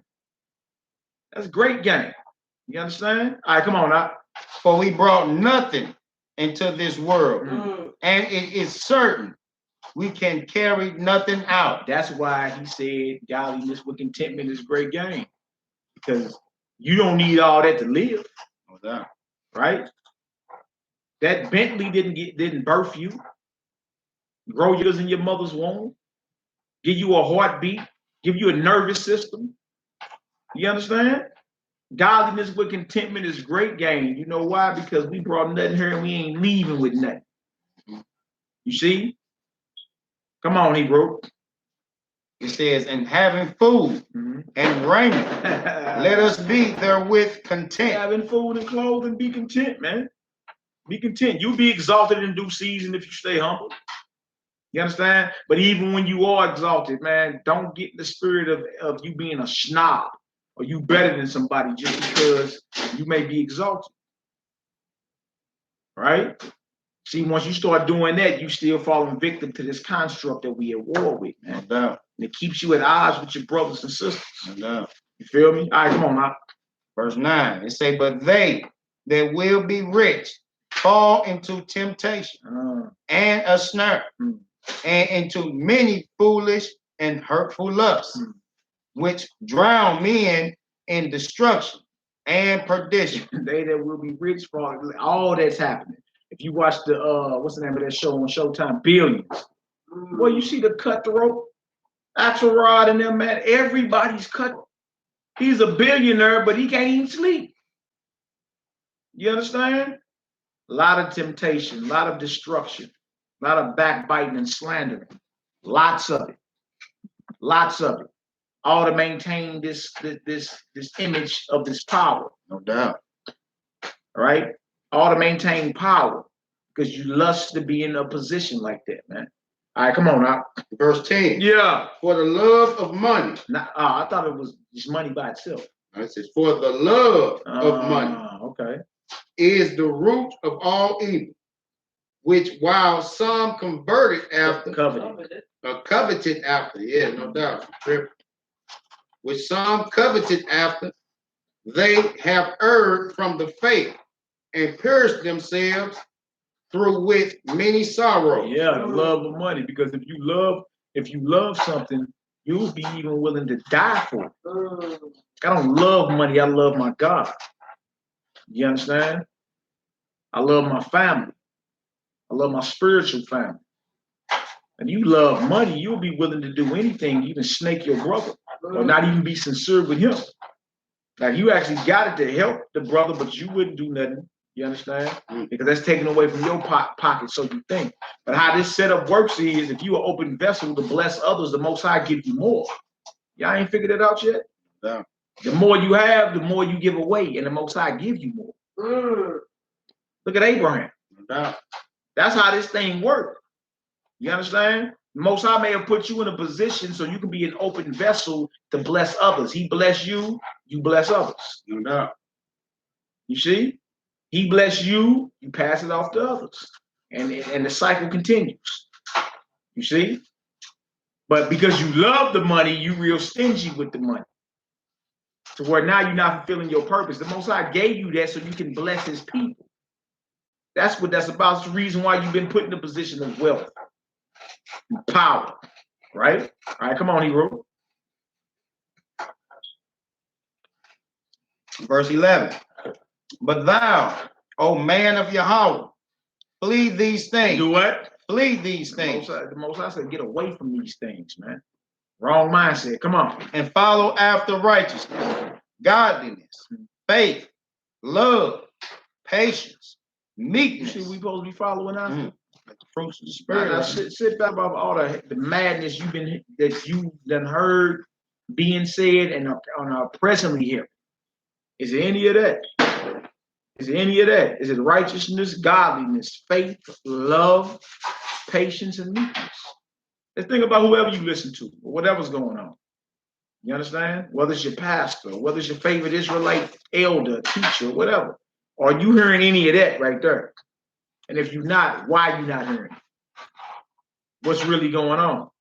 Could somebody be a victim of this mindset, of this construct that breeds death, murder, envy, and hatred? No doubt. That's what's going on. All right? Come on, Hebrew. It says, fight the good fight of faith. Yeah. Lay hold on eternal life, whereunto thou art also called, and has professed a good profession before many witnesses. That's right. Come on. I give thee charge in the sight of Yahweh, who quickeneth all things, and before Christ, Yahushua, who before Pontius Pilate witnessed a good confession. You see that? So notice this is Paul to Timothy, his understudy. He said, I charge you. This is not advice. We told him, fight the good fight of faith, lay hold on eternal life. And he said, I give thee charge in the sight of Yah, who quickeneth or make alive all things. You understand? Like this work, and that's how it is even with those that you may wake up. Like you somewhat responsible for them. You gotta give an account for their soul. But you're supposed to be raising up brothers for you men out there. You're supposed to be raising up brothers who can teach other men also. No doubt. You understand? You ain't gonna be around forever. You see what I'm saying? But this work can't stop. No doubt. So he charged them. This was not advice, right? He wasn't asking them to do nothing. He was actually commanding them. But this is a command you got, man. Get this done. All right, come on, he wrote. Verse 14, that thou keepest this commandment without spot, unrebukable, until the appearance of our Lord Yahushua, the Hamashiach. Come on. Which in his times he shall show who is the blessed and who only potentate. Yeah. All right, and only potentate. Right. The King of Kings and Lord of Lords. That's the end game it is, man. We got a kingdom coming. We got everything get given back to us, the control of the earth, the control of the resources, everything, power, immortality, all that. That's why you work on your godliness and your faith and your meekness and your temperance. That's why you work on loving your brothers and your sisters, man, because that's what his dominion is about. You ain't finna be up in your Yahushua's kingdom with a capitalistic mindset, a mindset of hatred, envy, and murder for your people, man. You Negroes don't know who the 2/3 are. Wouldn't make you the remnant. How you know? How you know you not gonna fall off? You see? Talent, dwelling in the light which no man can approach unto, whom no man has seen, nor can see, to whom be honor and power everlasting. Hallelujah. Amen. Amen. Verse 17, charge them that are rich in this world, that they be not high-minded. You see that? Now, why would somebody that rich be high-minded? You see, if you get you a little money, you start feeling like you somebody special. Power come along with it. Respect. You understand? Women, or whatever. You can do whatever you want. You got you some money. It's a wrap. You can do whatever. But this is talking to those that are rich, that are believers in the truth. Paul told Timothy, hey, put them under command that are rich, that they be not high-minded. Don't be thinking just because you got that you successful in man's kingdom, you understand, that like you are shoo-in for the kingdom of Yahweh. All right, come on now. No doubt. It says, boy, verse 17. Cutting onions or something, boy. I feel all that. Boy, this boy obey something else. Come on. It says, nor trust in uncertain riches, but in the living God. Yeah. Who giveth us richly all things to enjoy, that they do good, that they be rich in good works. That they be rich in what? In good works. See, it ain't about your money. That they be rich in good works. Right? Come on. Ready to distribute. Ready to distribute? Yes. So hey, if you got it and you a believer, you need to go ahead and get this thing popping. You see? Because we need the land, we need the resources, and we need the power to produce. You feel me? And more for the generation coming up behind us, which is our children. You see? He said be willing to distribute. No doubt. Y'all see that? Charge them that are rich in this world, that they be not high-minded, nor trust in uncertain riches, but in the living God, that they be rich in good works, that they be ready to distribute. You see, the Most High blessed you. You was put in that position to bless others. They gonna hurt that. Yeah, no, that's mine. Yeah, no doubt. My money. No doubt. Check ain't big enough. Huh? They make no girl broke. Hobo. Yeah. Yeah.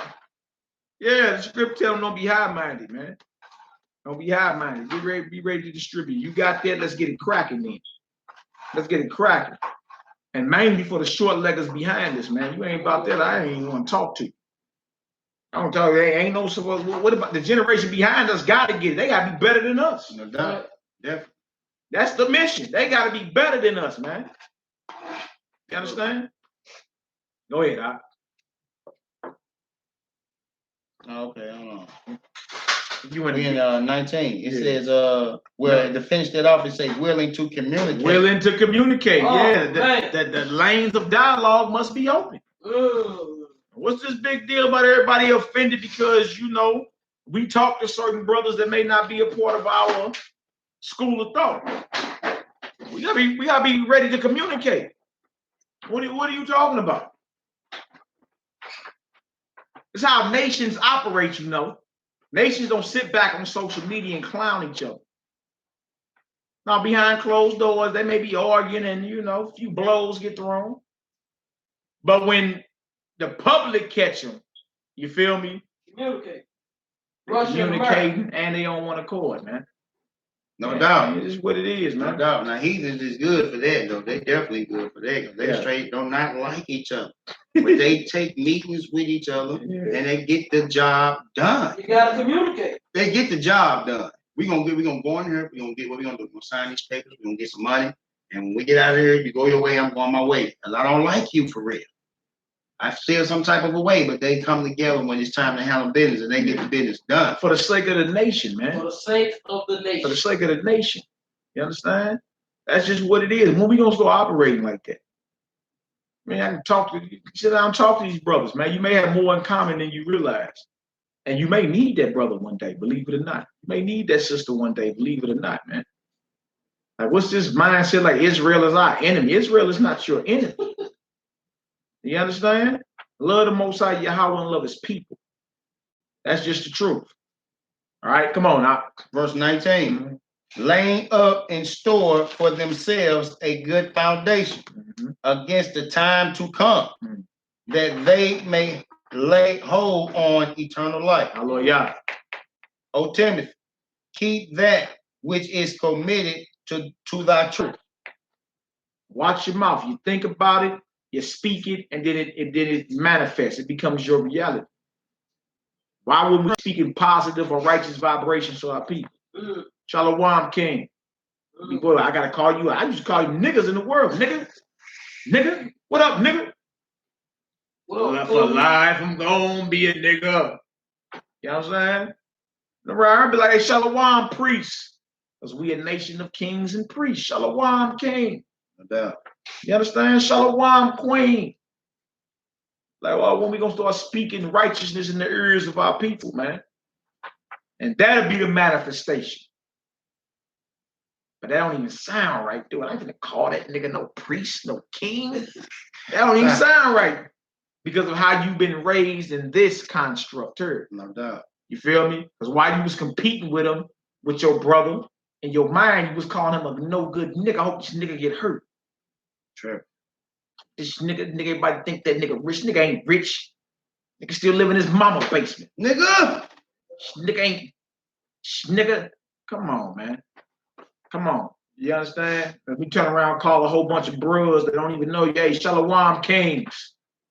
Like, that's a whole nother vibration that come with that. Right. They saw that, what did that brother call me? A king? Call us some kings, man. Like, what's up with all that? Come on, now, let's get it. He says, avoid vain babblings and oppositions of science, falsely so called. Yeah, because all science ain't real science, man. You either got scientific theories or scientific facts. That's if right. it's a fact, you understand, it can be measured and it can be recorded. Right. And it can be put to the test. You understand? You got to be able to observe it and record it for it to be a fact. For example, we know the process of making children. That's something that can be observed, or seen.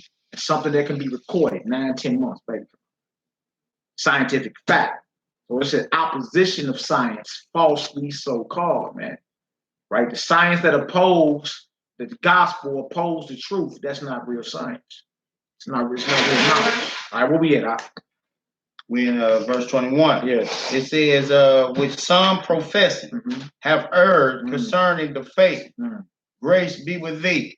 Amen. Amen. Drop it. Let's go to Titus. Titus chapter 1, 10 through 16. Titus chapter 1. The book of Titus chapter 1. 10 through 16. The war against capitalism. Yeah, that's right. Everything is a theory before it's a fact, Doc. Yep. Everything is a theory before it's a fact. You understand? That's why it can't be a fact until you test it. You gotta be able to test it. Now you know what's a theory that's never been proven? Evolution. You can't observe it and you can't record it. If you can't observe it and record it, then it's just a theory. That's right. Charles Darwin, that's theory. You understand? But it's not a fact. All right. So excellent point. James Byers, excellent point. Yes. So, place to stay, plenty of money in hand, but it was an unholy union causing the money to be unholy. All right, so look, let's get into this. We in Titus chapter 1, 10 on down. Titus chapter 1, 10 on down. Titus chapter 1, verse 10. Come on. For there are many unruly and vain talkers. There are a few? Many. Unruly and vain talkers. Man, that's a many means mostly. You understand? Majority almost. All right, so there are many unruly and vain talkers. That means they don't know how to control their mouth, and what they're speaking is worthless. It's vain. It has nothing to do with salvation. Nothing, right? Go ahead. And deceivers. And who? Deceivers. Wow. Unruly, vain talkers, and deceivers. And the scriptures say there are many of them. Many. All right, come on, Hebrew. Especially they of the circumcision. Now that's a gut shot. That's a gut shot. Because that's us. You understand? That's us conscious, covenant keeping Israelites. Especially they of the circumcision. Right? Come on. Whose mouths Must be stopped. Might be stopped. Must be stopped. Should be stopped. Must be stopped. Must be stopped. You understand? And when the Most High open up and decide to start bringing judgment, you're gonna see. You're gonna see where, you know what I'm saying, where the Most High is not, or who the Most High is not pleased with. You're gonna see. You understand? And you have to get about your feelings. You may have love for the brother or the sister, but that's my, you know, the time we spent together, man. When the Most High open up and bring judgment, it is what it is. There's nothing you can do about it. Whose mouths must be stopped. How else will their mouth be stopped? Well, we got to go and put a muzzle on them. We got to put the Hannibal Lecter mask on them. No, the Most High gonna stop that mouth. And y'all willing, that ain't death. But sometimes it is. It's death. He put you in the ground because of pride, man. All right, come on now. It says whose mouths must be stopped, who subvert whole houses, teaching things which they ought not, right? For filthy lucre's sake. See, they overthrow houses, teaching things they're not supposed to teach for what? Filthy lucre. So it's all about the capitalism, the capital, the money. Don't forget, they was under Roman rulership then, like you are now. See, when you can be bought off, when you can be bribed, you know what I'm saying? When you can compromise your righteousness for what you call money, you understand? That's filthy lucre. Come on now. No doubt.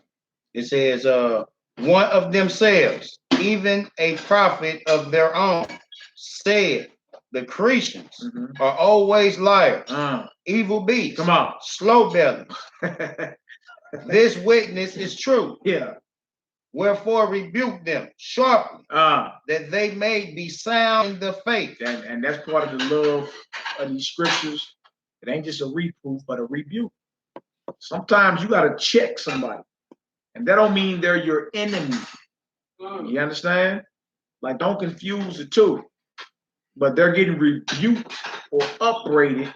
You understand? Because you want them to see the error of their ways and repent.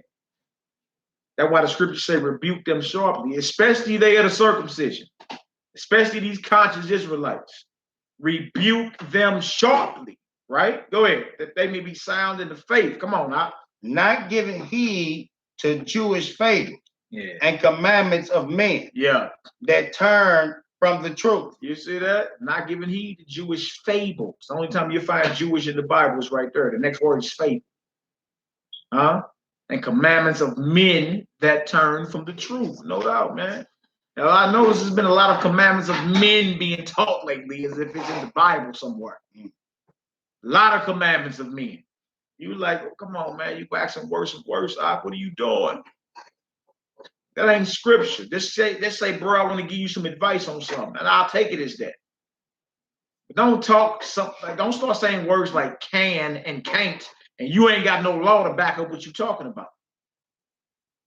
All right, Azrael, Israel, Theory is Isaiah, and Mahara called them make the song and video carry on. Oh yeah, we know what that's about. We know what that's about, man. You understand? I think the brother did very well in bringing out the facts about the song and all that. You understand? But we've been known. You know, we know who that is. You know, because I actually rap with them brothers when they come through St. Luke's. So we know what it is. Matter of fact, me and Karate Zayah made a few, you know, made a shout out to Karate Zayah, man. Matter of fact, the brother gave me a staff when he went over to Israel. He came back with staff and gave it to me. And you know he's gonna give it to me. He just unwrapped it and said, here, it's yours. You understand? No, Karate Zayah is a good brother, man. Mahara call too. Mahal, good brother, man. Once you get to know him, you understand?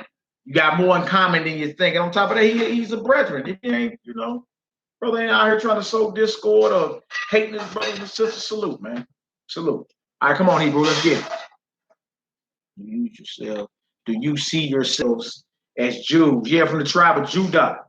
Not Judaism. Especially not Judaism. No doubt. Not Judaism, not Jewish. No, the original from the kingdom of Judah. It fell in 70 AD under the Roman occupation. You understand? It fled into the interior coast of Africa and over time made our way toward the golden coast or the slave coast, Negro land, west coast of Africa, where my forefathers were picked up and spread throughout the Western Hemisphere via the transatlantic slave trade. So Jew in that sense from the kingdom of Judah, but not in the sense of Judaism, condoms on my head and oral circumcisions, and no, none of that.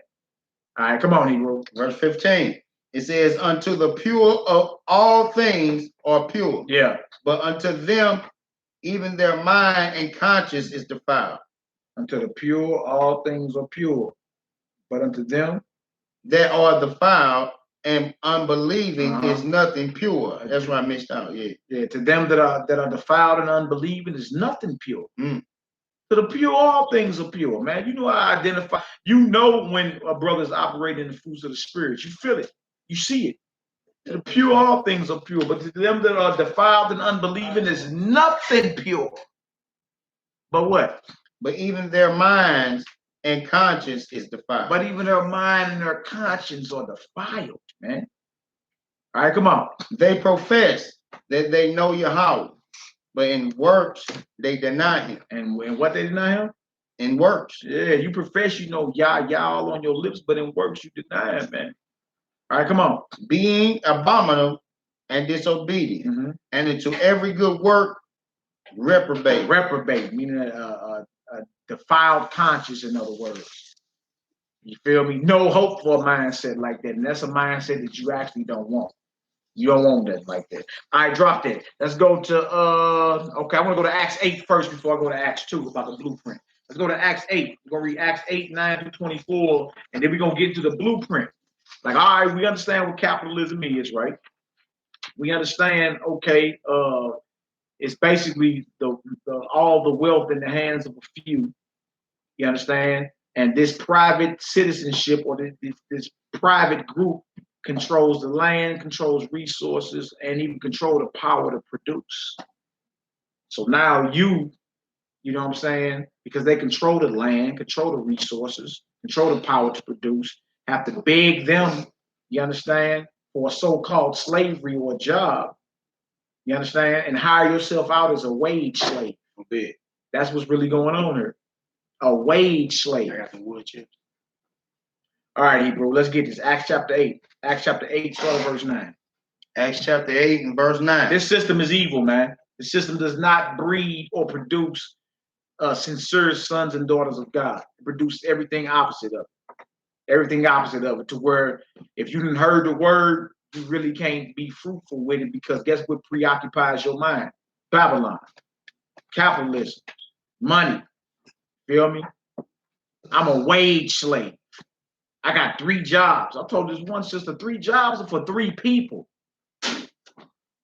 You dig? I can't give my spirit over to Babylon like that, man. Get out here to get a little slavery or something just to make a few things out. But man, I'm not about to work no 3 jobs. When am I have time to do this? When am I have time to serve my creator? When am I have time to feed his flock? I mean, 3 jobs are for 3 people. See? But we're wage slaves today. Victims of this capitalistic Babylonian construct where you got to compete. You run, nigga, run. You better run faster. You better be stronger. Huh? She better be better than his. Yeah. Huh? I better drive faster than him. I better live larger than him. And she can't do it. You see what I'm saying? That's not the spirit of the Almighty. That's not the spirit. That's not, Yahweh Shah did not die for capitalism. In other words, Yahweh Shah did not die for this mindset that we have that breeds envy and hatred for the brothers and sisters, man. It's just a truth. And we can see for sure how them riches, where it's called deceitful riches, we can see how those riches were so deceitful that that Judas seen how it lied to him. Mm-hmm. You know what I'm saying? It was a good thing for him to receive them 30 Look, ain't nobody saying don't nobody work, man. You understand? We all get out here and make things happen. Some of us own our own businesses. You feel me? But Yahweh Shah didn't have a 9-to-5, buddy. James Byers. He didn't have a 9-to-5. Most nights he didn't have a place to lay his head, according to Luke chapter 9, 57 through 62. Stop it. Stop it. These brothers was on the move doing this. and were very resourceful and very skillful, man. So I don't stop, man. Bootlicking Negroes, it rattles them. Hey, bro, what do you mean come together? What do you mean bring my resources? You scared? But most of us are scared to put into action what the Most High told us to do. Hey, you know because of fear. That's what the problem is, man. Like we examine both sides of the coin all the time. We believe in balance. But guess what? Why this ain't being applied? It is what it is. Let's get back to it. Hey, but you know, the average Negro, they get a job, and this is what we're talking about. You don't really be nothing on your job. You don't even do work on your job. You don't be wanting to be at your job. You know what I'm saying? I hate it. You don't even be good at the job that you do. Yeah. But what you do is when you get off that job, you go straight to other Israelites and you talk about the fact of you having a job. This is what I do. I am this. I am that. But when you get on the job with them, they don't even be good at the job that they do. He even walk in and talk bad about you. You know what I'm saying? But you ain't got that type of advantage towards the heathen. You know what I'm saying? You scared that they may use the wrong F word towards you. Fine, get out of here. You know what I'm saying? If they do, then you looking just like the Israelites that you just talked about. Hobo brew. You know what I'm saying? Now, how do you become a hobo brew? When you're inside of a mindset to do things, but the construct of the world is, you know what I'm saying? You consider the hobo. When your job can say, look, I don't want you. Get out of here. At any moment. At any moment. You know, her bragging about your job, your slavery, should I say? No doubt. It's like a Negro bragging he picked cotton. What are you bragging about, nigga? You getting your back whipped like everybody else. What are you bragging about? You a check away from being homeless like everybody else. Now, those are the ones that be sick. They hurt. They lose their job. They in the crib. Door closed. Not answering my phone. I can't take it. Why?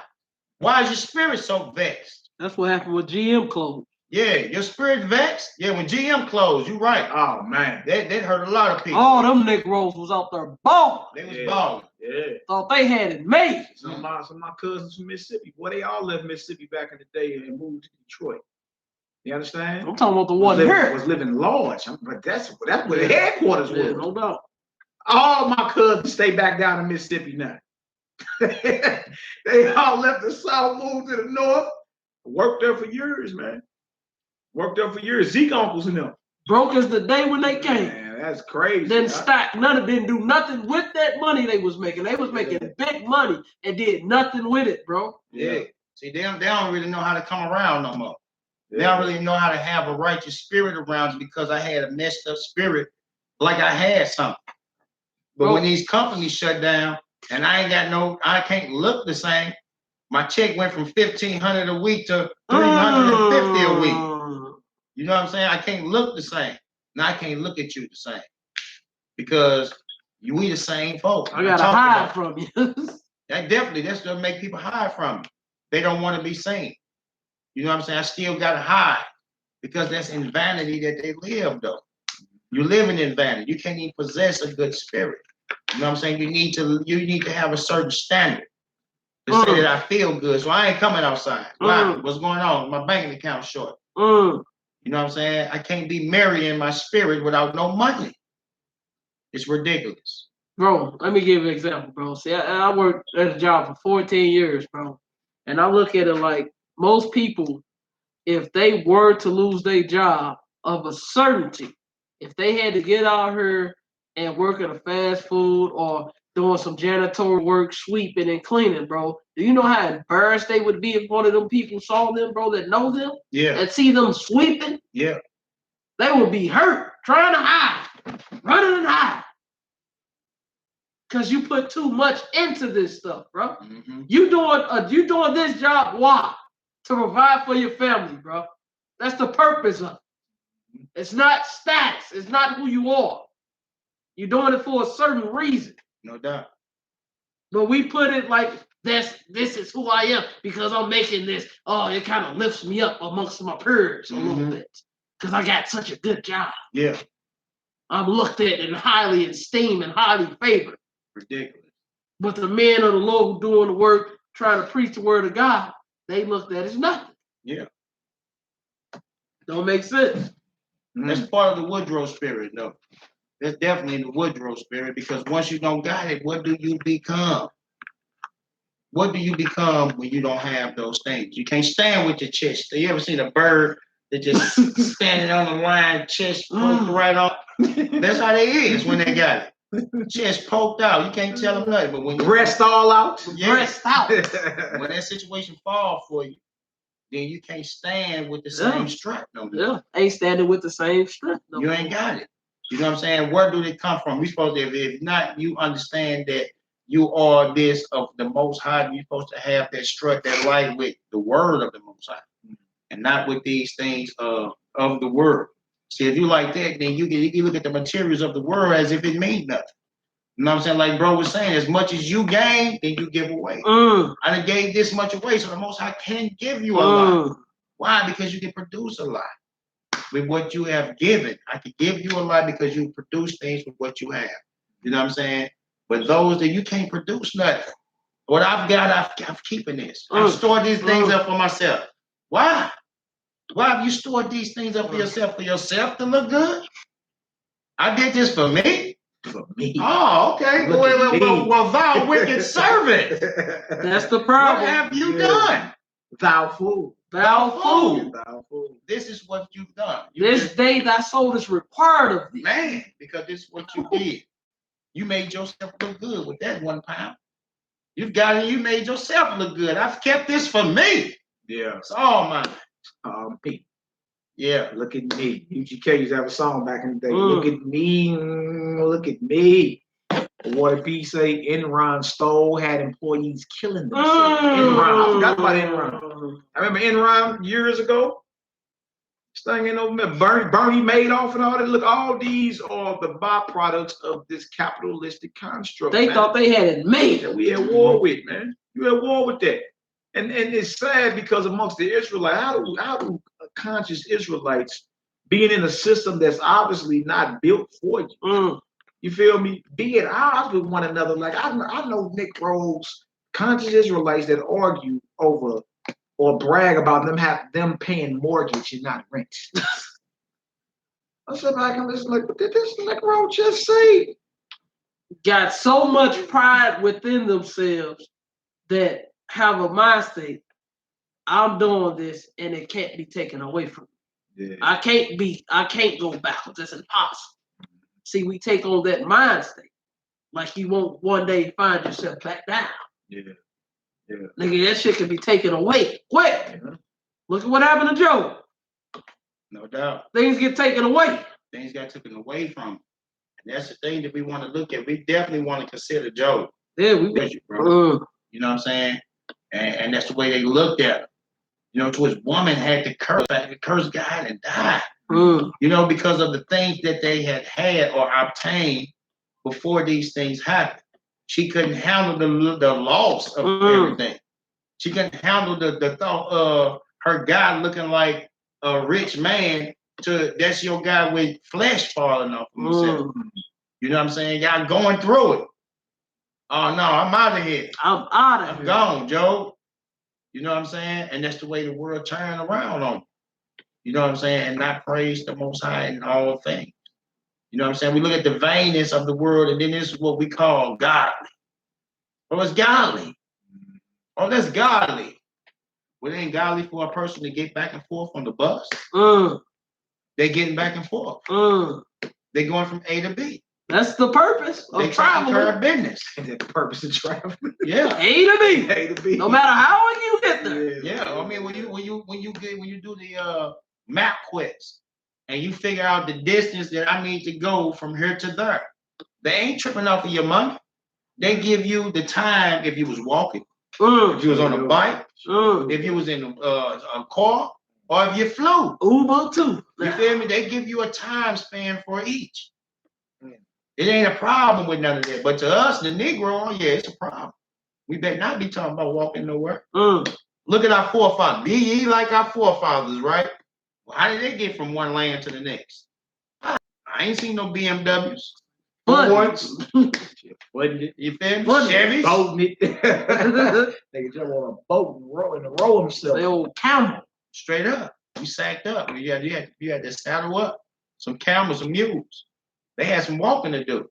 We had to pack bread, water. You know what I'm saying? Roll with staffs. You know what I'm saying? Because if the fact of we finna get from one place to the next, we were getting there. You know what I'm saying? Right now, I'm worried about the wrong thing. Hey, you gotta have two women where she get a bit.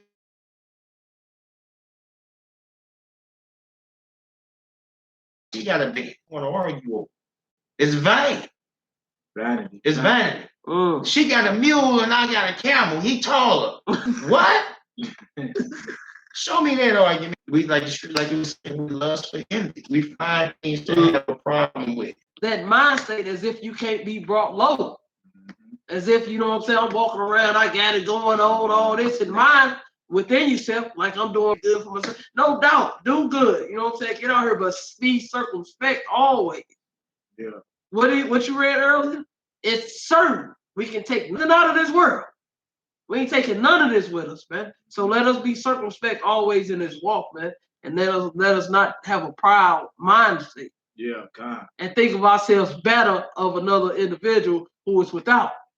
Instead of talking about a brother, the mind state of the Lord is, how can I help the brother? No doubt. That would be the mindset of Yahweh Shah. Well, I want to put the brother up then instead of talking about him. Do we have some problems out there? Yeah, I'm say, come on, say I'm off line. Dang, 2 hours. So let's see. Yeah, fourth thing. Good. What happened? Did they get knocked off? There's always something that's going on, man. We back on. We back on. We good. We good. All right. So look, let's go to this Acts chapter. Matter of fact, before we do Acts 8, give me Joshua 1 real quick, 7 and 8. Joshua 1:78. I just want to show y'all prosperity and success according to the scripture real quick in Joshua 1:7 and 8 and Psalm 1 verse 3. Joshua chapter 1, verse 7. You know, these airways be getting jammed up sometimes, man. Y'all know how it is. All right, let's get her done. Joshua chapter 1 and verse 7. Say, only be thou strong and very courageous. Be what? Strong and very Be courageous. strong and very courageous to do the will of the Almighty. You understand? That's the mindset that you're going to need to combat this wicked construct that we are all victims to. You got to be strong, courageous to be a servant of the Most High, man. Right? In a world where it seems like it ain't no God. In a world where it's beyond hard to be righteous. That's where you must earn your spot with the Almighty. When everything's against you. You see? Be strong and very courageous to do what's righteous in the eyes of the Most High Yah. All right, what else to say? That thou mayest observe to do according to all the law, which Moses, my servant, commanded thee.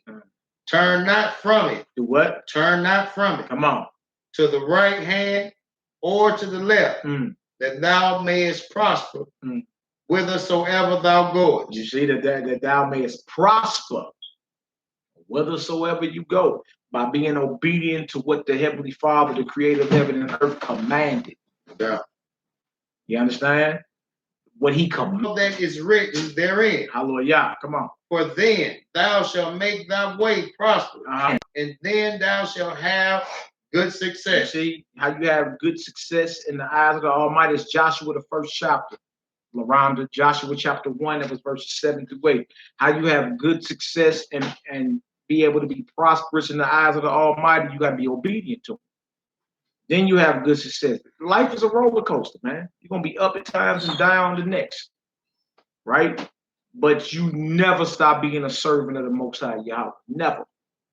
You never stop following the flawless example of his son. Never.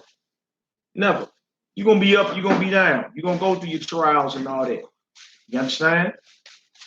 But just because you can't keep up with the capitalist mindset or the construct don't mean this work for Yahweh stops. All right? You have good success if you be strong and very courageous in executing what Yahweh commanded us to do.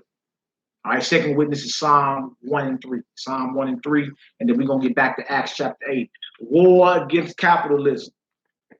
the seed amongst thorns. Remember the seed amongst thorns? Matthew 13, 19 on down. You understand? Remember the parable that the Messiah spoke about. The seeds that fell by the wayside, the seeds that fell amongst stony places, the seeds that fell amongst thorns, and the seeds that fell on good ground. Which one are you? Now the seed that fell among thorns was those that heard the word, but the curse of this life and the deceitfulness of riches, capitalism, and the lust of other things entering in. It choked the word out your mind. Because it dominates your mind and then you become unfruitful. If you're unfruitful, you're like the fig tree with no figs. You get cursed. You're useless in the eyes of the Most High. Fruitless means useless. Fruitful means useful. You see? You don't never want to be useless in the eyes of the Most High. Because He'll get rid of you. All right? All right, Psalms 1 and 3. Psalms chapter 1, verse 3. Yeah. Says, and he shall be like a tree planted by the rivers of water that bringeth forth his fruit in his season. Right. His leaf also shall not wither. And whatsoever he doeth shall prosper. Whatever he doeth shall prosper. Remember that and believe that. That's mine. Whatever he doeth shall prosper. Because he's be strong and very courageous to execute the charge of Yahweh. Let's get back to Acts the 8th chapter. Acts chapter 8. Acts chapter 8, we're going to do 9 through 24. 9 through 24. And believe it or not, brothers and sisters, you actually have what you have in becoming a new creature and having this spirit within you. What you have within you is priceless. What you have is priceless. You understand? You have something that the elite can't even buy. With all their money, the Rothschilds can't buy this spirit. The Rothschilds can't buy this truth. But you are more valuable than many sparrows. You understand? So stay strong and stay committed to do this. That's what all this is about. Stay strong and stay committed. We're going to go to Acts chapter 8 next. Acts chapter 8. Acts chapter 8. We're going to read 9 on down. Acts chapter 8. We're going to read 9 on down because the reason I'm going there is because there's somebody named Simon the sorcerer in the scripture. Right? And you might think that this system is or this so-called money or this construct will be the savior of all your problems. You understand? But this money can't buy the Holy Spirit. You can't put the Holy Spirit, the set apart spirit, the essence and power of Yahweh. You can't put that on a scale and sell it for nothing in a market. Most High has to give it to you. See, so just because you may be somewhat successful or you may have access to more capital than the next brother, don't mean that the Most High is dealing with you. You understand? Don't mean the Most High is dealing with you. All right, so let's get this right here. Acts chapter 8, we're going to start around verse 9. Watch this. Acts chapter 8 and verse 9. At war with capitalism. You understand? At war with capitalism, the seed amongst thorns. Don't be that seed amongst thorns and the word get choked up out of you because this way of living predominates your mind, man. You understand? You'll never be useful in the eyes of the Almighty. All right, so let's get it, bro. Hey, we start at verse 5. Yeah, come on. Acts chapter 8, I'm going to start at verse 5. It said, Then Philip went down to the city of Samaria, right, and preached Christ unto them. And the people with one accord gave heed unto those things which Philip spake, hearing and seeing the miracles which he did. For unclean spirits, crying with a loud voice, came out of many that were possessed with them. And many were taken with palsy, and that were lame were healed. Yeah. And there were great joy in that city. Great joy in that city, huh? Now you see that these diseases, is showing you the power and essence of the Almighty was on this disciple or this apostle that followed the Messiah, Christ. You see? And he was, healing folks. People with cerebral palsy, that's like brain damage right there. Cerebral palsy and many other different diseases or whatever. But notice it said, for unclean spirits crying with loud voice came out of many that were possessed with them. A lot of these sicknesses actually be demonic forces. You understand? And they be taking the bodies and the minds of our people captive. Believe it or not. All right, come on now. Verse 9. It say, but there were a certain man called Simon, which before time in the same city used sorcery and bewitched the people of Samaria. See, so you gotta watch the sorcery, man. Watch the Jedi mind tricks. A lot of sorcery going on in this hour. You understand? A lot of sorcery, a lot of one-sided judgment, a lot of not hearing the whole matter out. A lot of it, man. You understand? And certain men who are perceived as learned men are not executing righteous judgment. And it's not looking good. That's sorcery. You understand? All right, come on now.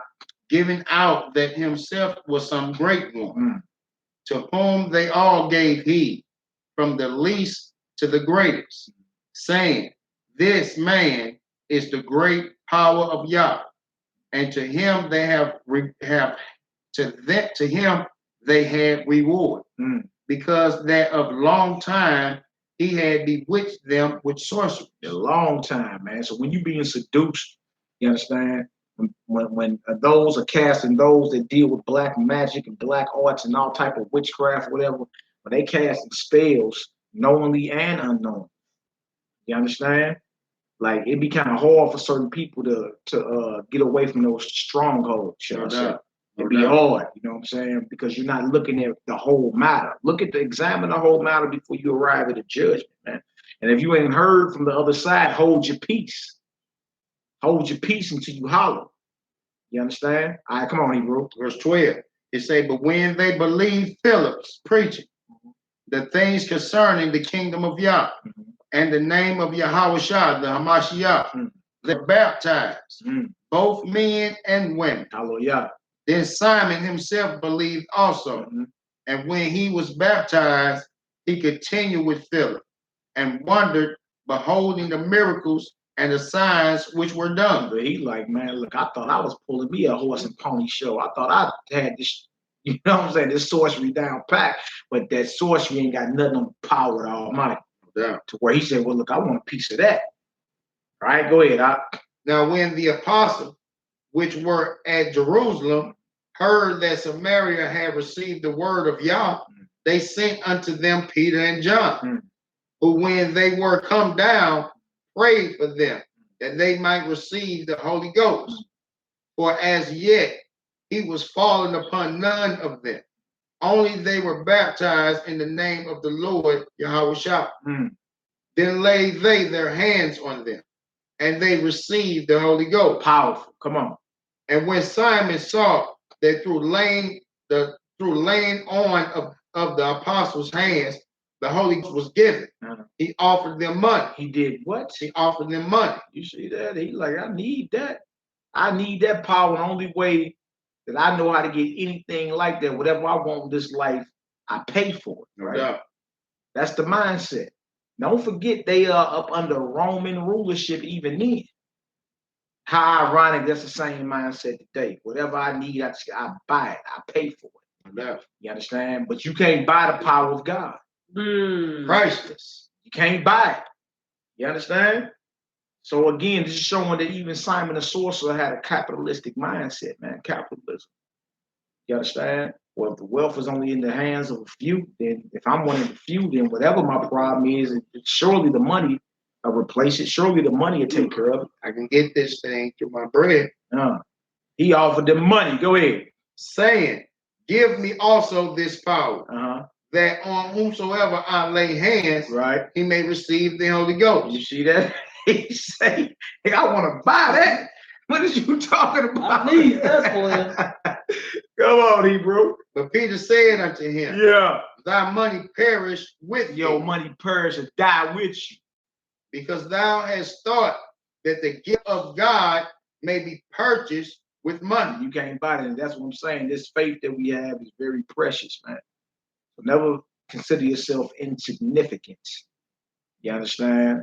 Never consider yourself like, well, okay, I'm saying that in the sense of you know the truth, but you will trade it. If you're in the spirit of I'll trade this truth for $1 million, you're not in the truth. You finished.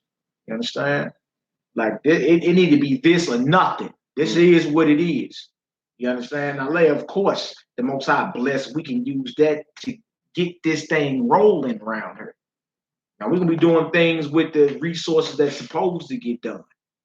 You dig? What do you mean? You got all that?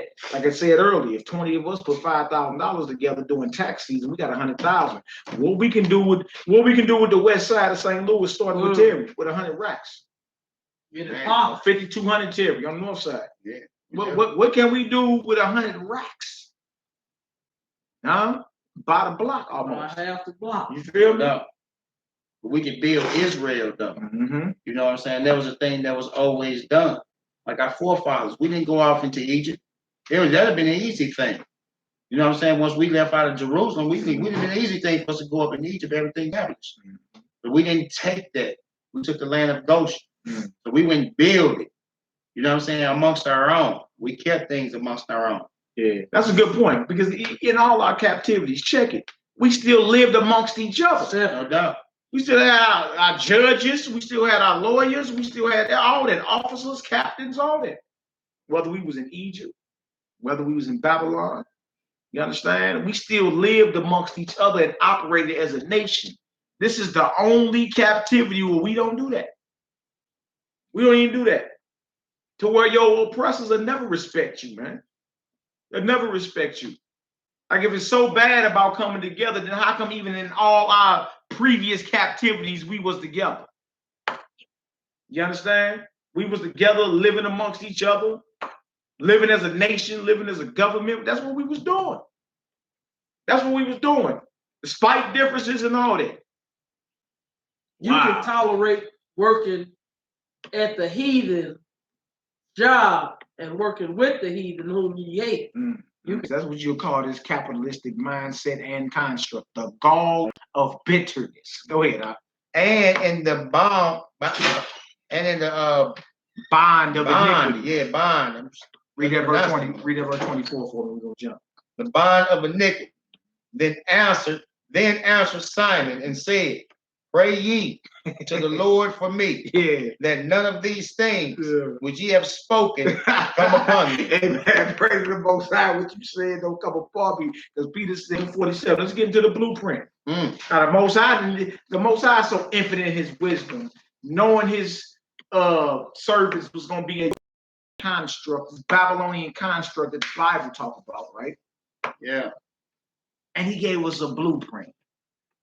They gave us a blueprint. How many of us are going to be active and activate the blueprint? How many of us are going to do or willing to stand up and do what thus saith the Almighty, so we can be defended from this mindset and from being victims of it, man? Because all your arguments got to do with money. All of them. And every relationship dissolved because of money. You fall out with your friends and your brothers because of money. You understand? And if they got more money than you envy them, you hate them. You competing to be better, look better, get more likes on Facebook. All of this are byproducts of this Babylonian capitalistic construct. What is capitalism? Where wealth is in the hands of a few. They control the land, the resources, and the power to produce. Thus, you got to do what? Beg to be let on as a slave. You understand? And be a wage slave. They make you make $80 a day, they make $8,000 off you. You see? Well, they dictate to you what it is that they gonna pay you. Instead of you saying, "Nah, I ain't taking that. I'm gonna have to do this. I'm worth that." You see? This is evil in the eyes of the Almighty. You had something you want to say, Al? Yeah, I was gonna say that when we read this blueprint, that you will see for sure that the monkey in the monkey movie, Caesar, he understood the blueprint. You know what I'm saying? When he had the understanding. And he Planet of the Apes. Planet of the Apes, the first one. Yeah. And he asked the other monkey that had the understanding, the orangutan, named Genesis. He asked him, you know what I'm saying, what's up with all these monkeys? And you know, why they doing all this stuff? He let him know monkey stupid. But monkey was stupid of the blueprint. So he understood that, you know what? These monkeys don't know the blueprint. So he went back and got the understanding of the 112. Now that's what he really went did, was really got the understanding. They gave him understanding of what the 112 was about. 1, 2, true 12 of Israelites, or those who the Most High was dealing with. But that's what it was. They didn't have no understanding. So when they didn't have the understanding of the blueprint, he went and got the cans and bust them open. You know the understanding. Now being when he checked them, everyone when you came out, I looked you in your eye to see what if you had the understanding. Yep, you got it. You got it. You got it. So when they all had understanding, they began to live by the blueprint. You know what I'm saying? If you really check it out, though, you know what I'm saying? You see how the one accord came about once they all understood how to be on one accord. They looked at everything by all us as monkeys. You know what I'm saying? So we strove on that accord. You know what I'm saying? Nobody better than the other, because the big one, he wasn't going to fool with nobody else. I'll whoop you if I get up out this cage. You know what I'm saying? But that was broken. And that broken got him onto the look of a brotherhood. So he used that. You know what I'm saying? So you will see that. All the big orangutans and the big gorillas. You know what I'm saying? They knew they was big and mighty in power, so they was at a different part of the war. They was in the streets. Who was this Negro Adam Griola? Yeah, you talking about some shut the F up. How about you get up off this live feed? That's the thing. I ain't competing with nobody to be nothing. I'm a servant of the Most High. Shut the hell up. Yeah, I'm a servant of the Most High. That's my occupation. You don't like what you heard, keep it moving. Probably a heathen anyway. Where you at? Somebody with bad breath. That's probably right. Man, that's so funny, man. We act like our occupation. You wouldn't man, be able to have. You wouldn't have this phone. Yeah, you tell me I wouldn't have a phone if it wasn't for capitalism. Let's show you how dull people are thinking. What are you talking about? As if we weren't inventors. You understand? People weren't inventing things before this idea of capitalism existed. People are retarded out here, man. If you don't like what you heard, keep it moving. That's all.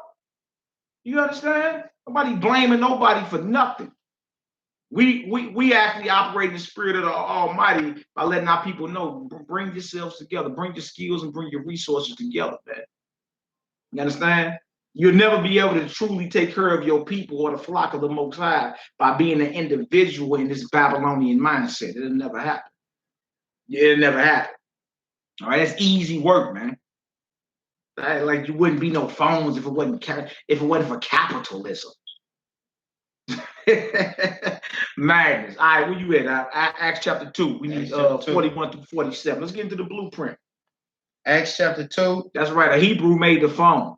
All right, come on, Hebrew. Let's get it. Now, how about you look up what the world would be like without black folk? Google it. Wow. Google it. It's an article on Snopes.com. What the world would be like without black folk, and it will blow your mind. A lot of the conveniences we have now, a lot of the technology we have now, majority of it, you understand, wouldn't even exist had not a Hebrew. The sons and daughters of the slaves invented it. Like, for instance, the wrench. Y'all know who invented the wrench? Jack Johnson invented the wrench when he was in jail. And that's why they call it the monkey wrench. Jack Johnson, the heavyweight fighter who loved white women, he invented the wrench. He invented while he was in jail, and they call it the monkey wrench as a racial slur. Yeah, but anyway, let's get about it. Acts chapter 2, 41 to 47. Now, let's get her done. Acts chapter 2 and verse 41. It said, then they gladly received his word, were baptized, and the same day they were added unto them about 3,000 souls. And they continued steadfastly in the apostles' doctrine and fellowship. Hold on, so the apostles' doctrine is fellowshipping and what? And in breaking of bread. Breaking of bread. And in prayers. And prayer, come on. And fear came upon every soul. And many wonders and signs were done by the apostles. Yeah. And all that believed were together. And all that believed were what? Were together. All that believed were together. You see? All that believed that Yahushua was and is the Messiah, they all decided, living up under Roman domination and occupation, we need to be together. No doubt. You understand? Because we're going to be finished out here trying to be individuals. You understand? We believers, we already part of a kingdom that hate our king. Saying Messiah is king under a Roman authority would have got you killed, man. Because they all believe Caesar was king. Like these heathens believe Donald Trump is king. How do you see those that believe must be together? I mean, all y'all gotta live up in a garage or a shack that ain't that's going into. But we together in our neighborhoods. Yeah. Look at the neighborhoods that we are in. It's all us in the neighborhood. You know what I'm saying? The thing about it, where it say come together, we don't all have the same thing in common. We all around each other, no matter where we go. You go to the ghetto, you find Israelites, no matter what. So yes, we are dwelling amongst each other. But the things that we have amongst each other are not the things that are in common. We all believe in different things. We're searching for individuality. You know what I'm saying? It's all about me. It's all about me. And they all, those that believe, work together. You understand? Go ahead. All right. It's saying, we're together and had all things common. Had all things common. You understand? So that ain't my car. That's the car. No doubt. That ain't my house. That's the house. That's one of our houses that we have. You understand? Brothers and sisters, families may be coming in from out of town. We need to be able to put the brothers and sisters up. Should be able to do that. How y'all over here, y'all believers of Hamashiach, you feel me? Well, Hamashiach commands y'all come together. Bring your skills, bring your resources. And that way, when other fellow believers breeze through your zone, guess what? You got accommodations for them. You see? Like Abraham, you stumbled across Abraham's tent, boy, you getting hooked up. Hospitality. You understand? A charitable spirit. You feel me? So what's certain things that even today that we must go ahead and start taking control over? Like, what's wrong with you taking control of the corner store right there in your neighborhood? That's revolutionary. Why? Because if you don't do it, the Arabs gonna do it. And they're gonna make a killing off you and never put nothing back into the community. What's wrong with that? Why we look at that as that's militant? No, that's righteous. Why we don't control what's around us every day? Everybody else do it. That wouldn't be my store. That would be the store. No doubt. You understand? And just based off that one location, that's feeding so many different families, man. You see? What's wrong with that? See, they were all together, had all things common. Now, you look at it today as the definition of communism, but what you see in the world today ain't what the scriptures is promoting. That's right. You feel me? Just like with the capitalism. That's all right. of our constructs of these heathens. Absolutely. You understand? So, some people like, communism in the Bible, but look, what the scriptures is talking about is not what you see today. Absolutely. You don't see that. You don't see this getting promoted in Cuba. You don't see this being promoted in China. These so-called quote unquote communist nations. Because they start. Yeah. So this. Don't confuse what the Bible is saying with what you're seeing today. All right, come on, Hebrew. All right, it say, and sold their possessions and goods and parted them to all men. To who? Parted them to all men. Come on. As every man had need. You see that? Having all things in common is based off you distributing it. Coming together with your skills and your resources.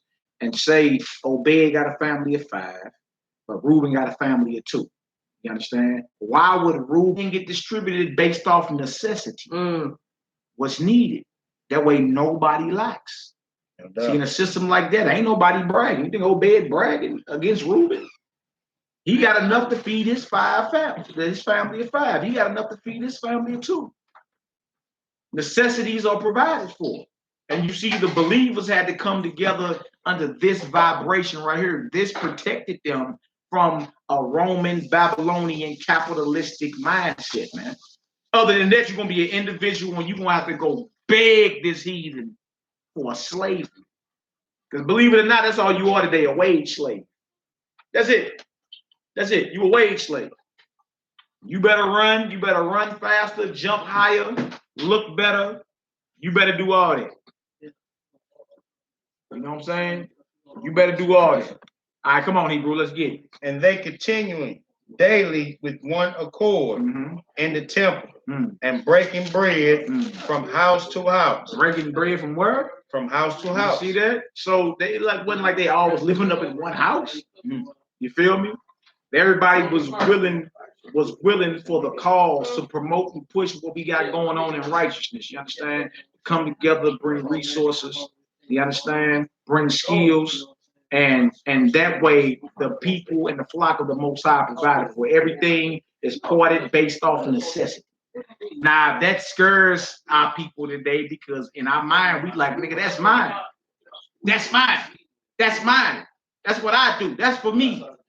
You scared to do what the Most High said do because this would defend us from this capitalistic construct. You scared for that. You see? You're scared. Why? Because you still are Babylonian. Like, be work. Somebody may call this being a hobo. This hobo! This is righteousness. This is in the Bible. This is what the disciples Doc was. All praise. Come on, bro. What you done with that? No, they say that they was in the temple and breaking of bread from house to house, did eat their meat with gladness and singleness of heart. And what? Singleness of heart. I mean, they were very content. They were very content. You see that? To come together. So when you read Zephaniah 2:1, that's prophecy. That's a command. Come together. Gather yourselves together, O nation not desired. Because out there by yourself, you're finished. You're finished. You understand? The cost of living is going up every day. A $15 an hour, 12. I remember when $12 an hour was a good job. Yeah. I remember, boy, you was making $12 an hour, boy. You was like, dang. You understand? Dang. That boy making some money. Now $12 an hour ain't no money. Because the price of living has went up. Okay. All right, we're done with that. Give me Acts 4. Acts 4:29-37. The blueprint is to come together by bringing your skills and bringing your resources. But yeah, you know, a lot of things is so mental. You know, we feel that we require a lot. You know what I'm saying? To where if I look back at times, my grandfather and them, they had bigger families than the families that we have right now. You know what I'm saying? They had real big families. But they was able to feed these families and took care of these families on a lower budget. Wow. You know what I'm saying? I don't think they even made double digits per hour. They You know what I'm which saying? means you don't think. Right. That's a new phenomenon. It have to be. You know, that probably was time and a half, and then was still probably didn't hit for almost $9, if $10. You know what I'm saying? But still in all, when they went back home to these big families that we had, then we was able to grow from that. We still grew. You know what I'm saying? And had large families. So the things that we needed then, them things still hurt. But right now it's just the mindset. We think we require a lot. You know what I'm saying? And we really don't. Yeah. Not as much as the lust is, we see how much our lust have increased. You know what I'm saying? But it's not the need or the necessity. You know what I'm saying? Because like I say, we can see for sure that the dollar amount has raised. You know what I'm saying? But look at your house count. I mean, you got the same amount of families that our forefathers had. You know what I'm saying? Some of our forefathers had 9 to 8 children just with one woman, and had other women with about 7 or 8 children. You know what I'm saying? With big families. Yeah, my auntie and them down in Mississippi, boy, she had about 15 children, man. I think it was like 15. You know what I'm saying? Big families back then. So we can't act like it can't get done, man. It can get done. A simple blueprint. Notice it said they were all together. You notice that houses, there were still houses, there was still food. Everything was divvied up based off every family's necessity. You see?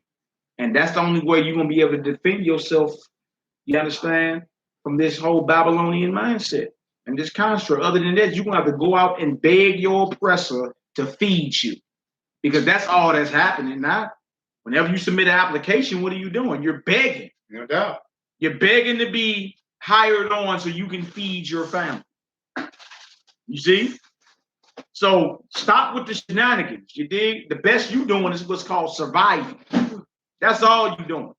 And if you make that claim that you a check or two away from being homeless, there's no difference from you than the brother that's on the corner actually homeless. There's no difference. And how dare you clown your brothers and sisters just because you may think you make a little more. It's still a slavery. That's like saying you bragging, I picked 400 bags of cotton today, you only did 200. And you bragging about it. Nigga, we on the plantation. Getting our backs whipped. And you're bragging because of what? You helped master's house run longer? Wow. Crazy. You made him more money, so you're bragging? Crazy. It don't make sense. Hey, but look at the corporations we work for, though. If you get to work for a corporation, it had you doing some sort of wickedness. You know what I'm saying? You work for Boeing. So they got you building bombs. For real? This bomb just probably dropped and killed a lot of innocent. You happy you got that job? You happy I got a job. Monsanto. They signed them bombs and missiles too. You work for Monsanto. You work for Monsanto. Yeah. Good job. Good job. Good job. Straight clone. Right. All type of Genetically evil modified going on. seeds and all that, man.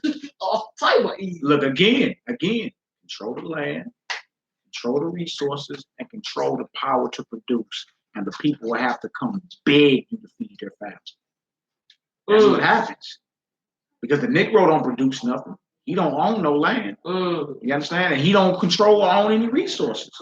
Hey, check it out. If that's what it is, that's what capitalism is. You understand? And since that's what it is, in turn, you are going to have to beg your oppressor to what? Feed your family. Still begging. You still begging. So for you to call any brother a hobo, you understand? Or call anybody or look down on any of these brothers, man. You understand? Because your little slavery may pay you a little more. You understand? Or you may have worked 20 more hours of overtime last week. You are not in the spirit of the Messiah. Put it that way. All right, where we at? Bing, bing, bing, CJ Slaw. I love watching your videos, and my birthday's coming up, so if I can get a shout out, which I'm not lying, I'll be great. May the Most High bless you, CJ Slaw. That's right. Y'all willing, you live to see your soul day. That's right, bro. May the Most High bless you, man. Stay focused out here in this truth. All right, where we at? We was in that 40. We in Acts chapter 4.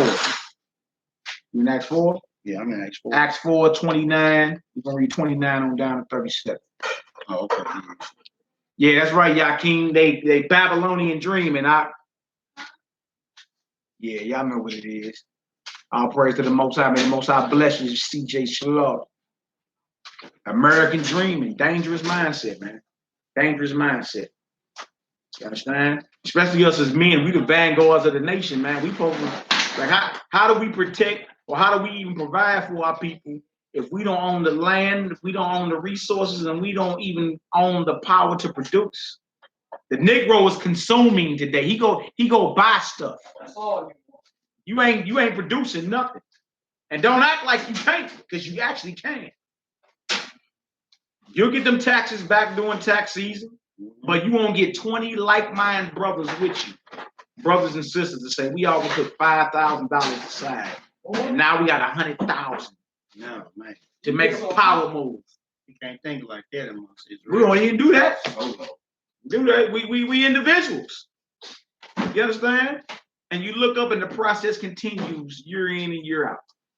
And you go, well, why? You know the heathen like, look, y'all get the money every year. Dude.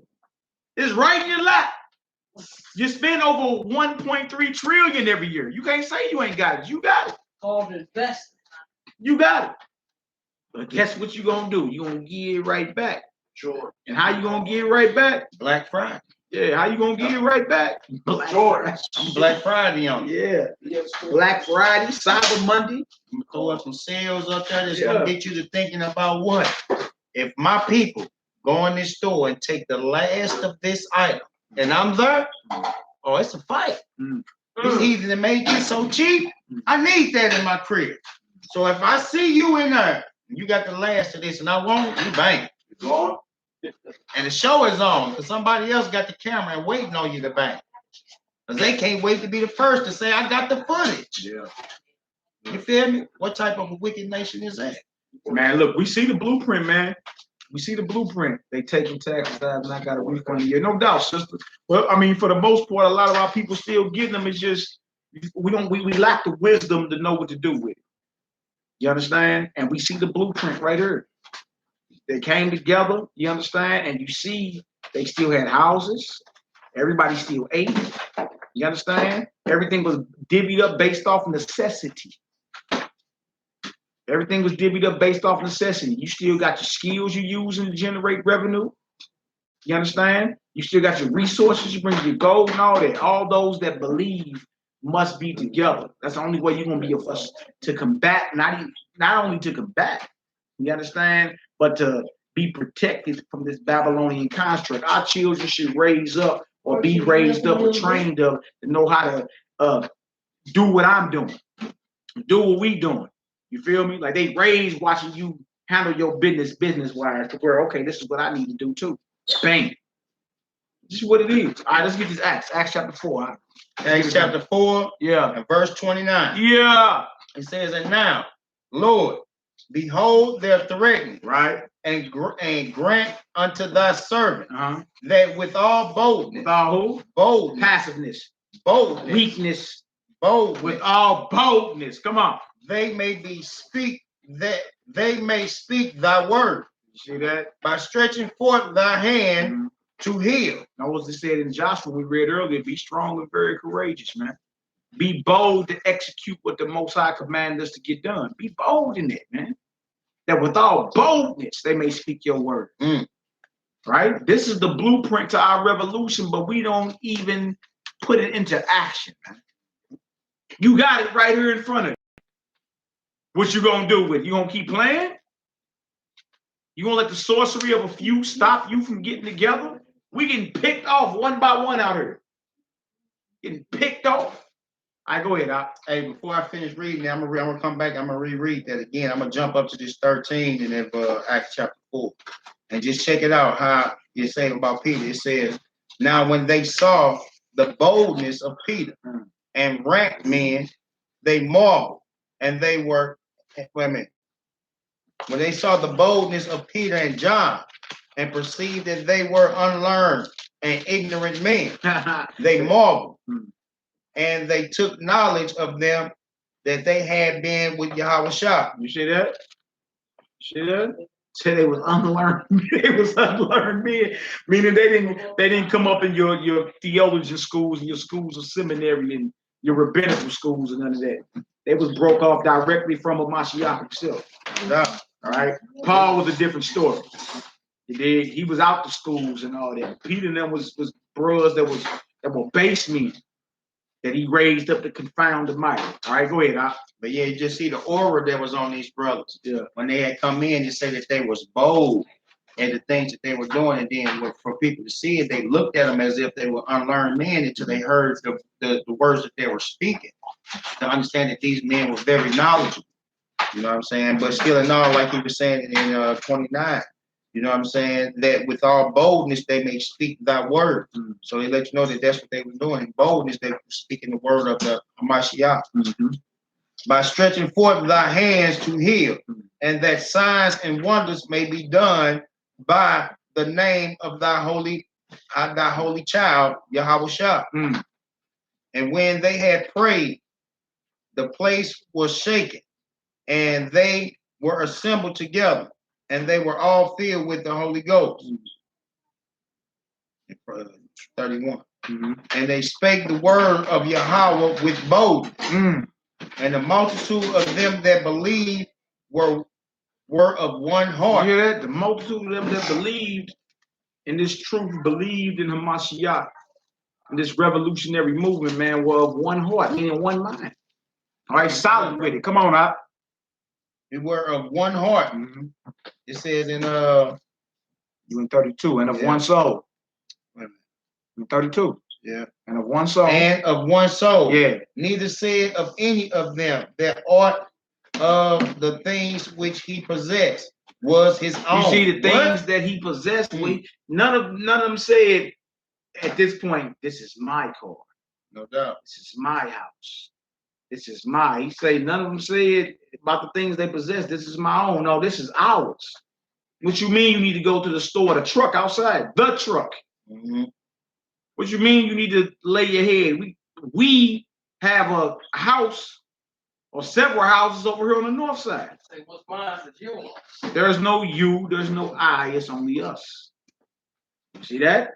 But your mindset today is that's mine. It's mine. Well, what you doing with yours? Are you feeding your house flock? Are you housing less fortunate brothers and sisters? What are you doing with it?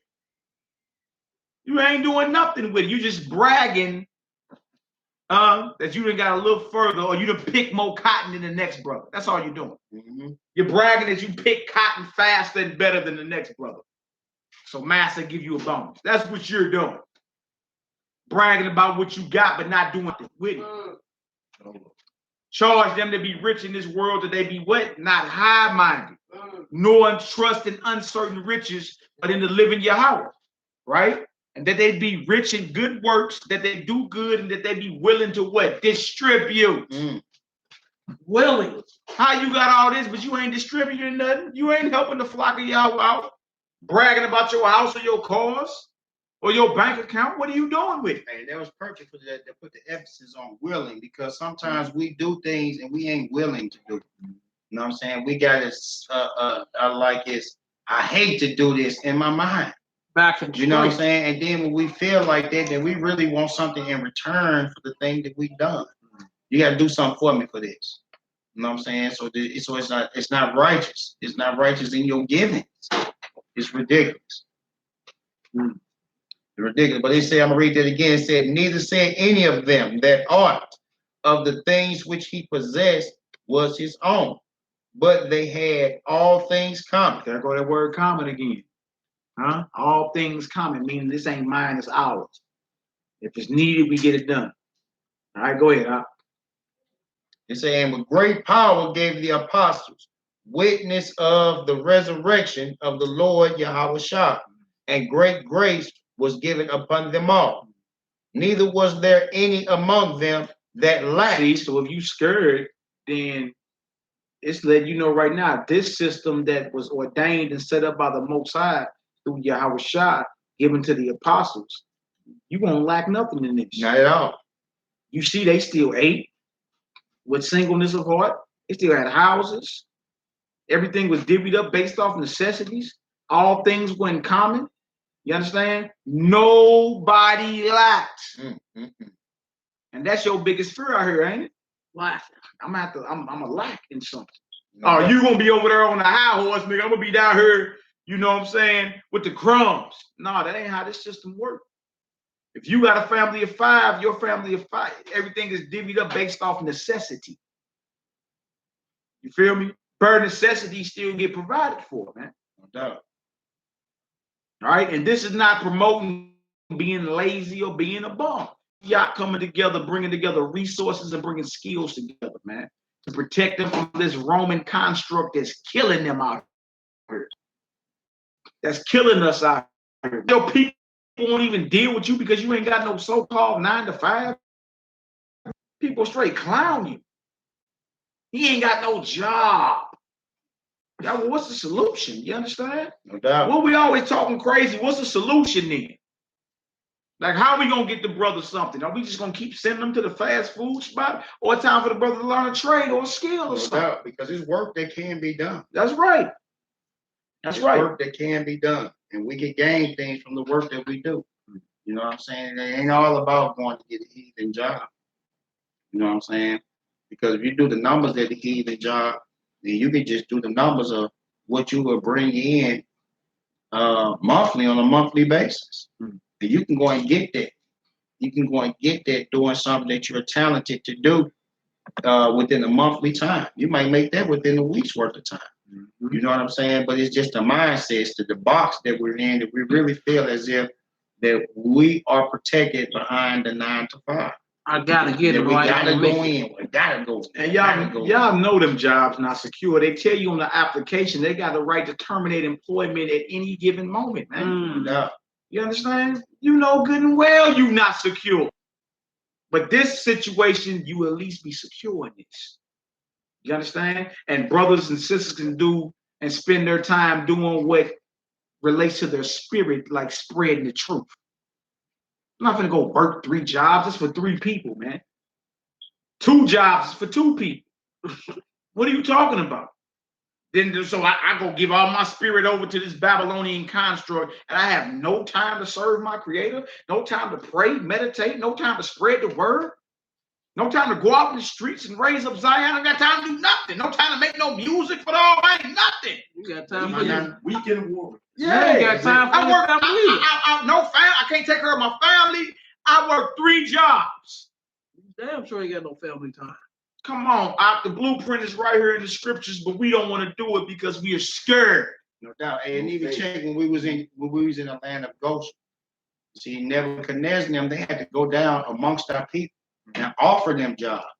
They go amongst the Israelite people and see if there's anybody want to come live like the king. You know, be magicians, be sorcerers, be these things. These were jobs, these was opportunities that people was able to have or to get in the kingdom where the king was at. These things we didn't do over in Goshen, but we had establishment over in Goshen. Things was going on, it was operating, but it wasn't what was going on in the Babylonian mindset or the Babylonian construct. They had to actually go and find Israel who would do them things. And of course, that's what you get with Israel. You're gonna get some sellout Israelites. It's gonna say, yes, I will do that. And that's what they went out and did. You see what they got, you know, because at the end they got destroyed because they could not produce the thing that the king was asking them to produce. They couldn't go on. You know what I'm saying? So it was all like vanity. It was all for nothing. It was for nothing. It was all for nothing. It was all for nothing because all that time they had gained the things that they gained out of that when it got real. When I need you for real to say that the job I'm giving you to perform, and you say you can do this. The time they need you can perform. Your God is mightier. You did better at staying or sticking with your God. You know what I'm saying? But we see that played out there. You know what I'm saying? Like I said, our people didn't deal with, or we wasn't really doing the things that they were doing. We stayed inside of Israel. We were taken care of in Israel. You know what I'm saying? What was that? The brothers that said, let's eat of the king's meat, and the other brothers just ate of the lentils. Yeah. We fared different. You know what I'm saying? But we still kept things in our own. Yeah. You know, all common amongst each other. And look, that's our defense, man. Either we gonna make it happen or we not. You understand? I mean, what do you think? What are the biblical examples of Zephaniah 2:1? Gather yourselves together, O nation not desired. What biblical examples do we have? Right here in Acts chapter 2. Right here in Acts chapter 4. You understand? He gave you the blueprint on how to come together as a nation. You understand? As a nation. Bring your resources, bring your skills, man. You understand? And with that, we can employ our own people, man. Yeah. You think with that, again, I'm gonna call everybody, call them bros to the Mac. And next tax season, we take $5,000 a piece. You understand? And decide what we gonna do with at least this 100 racks we finna have all at one time. Sure. What we gonna do? One chance in your life, have a little faith, man. You know what I'm saying? What we gonna do? At that point, you understand? Now, guess what? We got purchasing power. We got all type of stuff we can do. See what I'm saying? Again, land, resources, and the power to produce. I mean, brothers, we got amongst us that are electricians. You understand? That's in the HVAC, that are carpenters, that are painters. You understand? My Aunt Mordecai build houses. You see what I'm saying? Got so many skills, man. So many skills. We got mechanics and all type of stuff. What you mean you out there, you gotta look for a job? What is all that? You got all these skilled believers in a Mashiach around you. And all these vacant houses. Vacant cribs. And then all this land and acres for sale out in the country. Untouched. What do you mean? Huh? Faith, man. Faith. We really lack the faith to execute the blueprint. Most I said, look, I got you. Just show up for the battle, man. Battle already won. Just show up. Yeah. You see? You just gotta have the faith to show up. All right, let's finish that off. Right? Got a few more scriptures. What verse you say in 34? Okay. It said, neither was there any among them that lacked, for as many as were possessors of lands or houses sold them. Did what? They sold them and brought the prices of the things that were sold and laid them down at the apostles' feet. Yeah, laid them down where? At the apostles' feet. Yeah, because the apostles are those that are sent forth with authority. They're disciples, students, and then once a Mashiach resurrected, they became apostles, sent forth with authority to spread this, right? So these are the men that the Most High put in charge to get this done. You understand? But these had to be men. These had to be men that the Holy Spirit, the power, and the essence of God was on. And as you keep reading, you start seeing certain things like people was lying to the Holy Spirit, dropping dead. Wow. You feel me?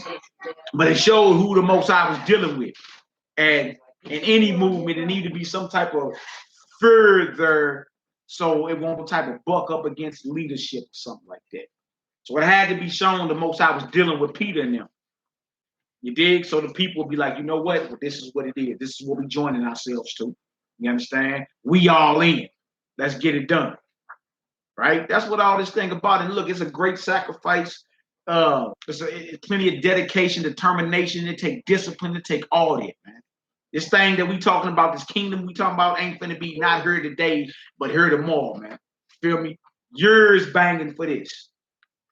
You know, it's gonna take years of dedication, discipline, and determination, man. You understand? But let's get it done. If we don't pick up, if we don't take the bull by the horns now, when we gonna do it? All right, come on, now, let's get it. It said, distribution was made unto every man according as he had need. See, so nobody lacked. Everybody had a roof over their head. Everybody ate, and distribution was given to every man as he had need. There's a difference between needs and wants. All right? If you want a little something, whatever, then you have to get on out there and, you know, let your skill bring that to you. But necessities, you understand? Clothing, which is raiment, food, housing, provided for, man. Provided for. See? Easy work. And that's how you do. We're defended from this Roman, Babylonian, capitalistic construct that's destroying us out here. All right, come on, let's finish it out. That was it for that? Yeah. All right, I got a few more. I want to show y'all something real quick. Give me 1 Samuel 8, 1-5. Rest of these is real short. Except for that Revelation 18. We're going to have to end it with that. Let's get a couple more of these short ones. You understand? Gonna get something in the law. And do you know true about this? Under the understanding of the Most High, do you know the day you work for somebody, that's the day you get paid? What's all this hold my check for 2 weeks, 3 weeks, a month? What's this I get paid once a month stuff? Where'd that come from? If that ain't Babylonian, I don't know what is. Because the Torah actually says the day you work is the day you get paid. The day you work is the day you get paid according to these scriptures. That had to be amongst Israel. Yeah. Yeah. That's right, Poppy. I keep you coming back. Yeah, that's right. We got to separate from their culture and their economic system, man. We Israelites. This is a nation, man. Like, start looking up nations and different administrations and how things are ran. Start looking this stuff up. And you'll start looking at some of these revolutionary movies and documentaries and all that. I love watching stuff like that. And you see the dedication, man. You dig? Not bigging up Castro and Che Guevara or nothing like that, but man, I admire the dedication. I admire how them brothers they had to come together, you understand, to establish a new government in Cuba. And they did what they did. And they did what they came together. They came together and they got it done. They came together and they got it done. And look, these heathens can come together and do that. Right. How much more power? Wentworth in this mug, huh? It's my money. I need it now. My money today. That's right. You dig? So I mean, even if you look up any type of revolution, man, you'll start seeing how, even though they may have a few differences, they still came together for a common goal to get it done. All right. So let's get it done. All right. I need 1 Samuel 8, 1-5. I want to show this because in a system like this, it'll be real easy to bribe somebody. It'll be real easy to pay off somebody. You know what I'm saying? You can only do that when greed is present, when coveting is present. You can only do that in a situation like this. You understand? Well, I was just if you content, godliness with contentment is great gain. If you content, then you ain't tripping off no bribe. You're not tripping off being paid off and perverting your judgment and compromising your righteousness for nothing. All right, let's finish it off. 1 Samuel 8, 1-5. 1 Samuel chapter 8, verse 1. Yeah. It said, it came to pass when Samuel was old that he made his sons judges over Israel. Now, this is Samuel the prophet who was a righteous man. And he had sons, but they became judges over Israel, right? Come on. Now the name of his firstborn was Joel, and the name of the second, Abinah.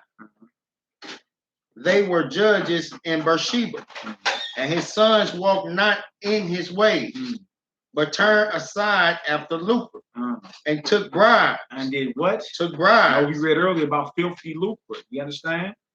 That what predominated their minds, the same mindset that dominates America, which is capitalism. Where the wealth and all the capital were in the control of a few, where everybody else fight for scraps and hire themselves out as wage slaves. It was even going down back then. So even though Samuel was a righteous man, his sons weren't. You see that?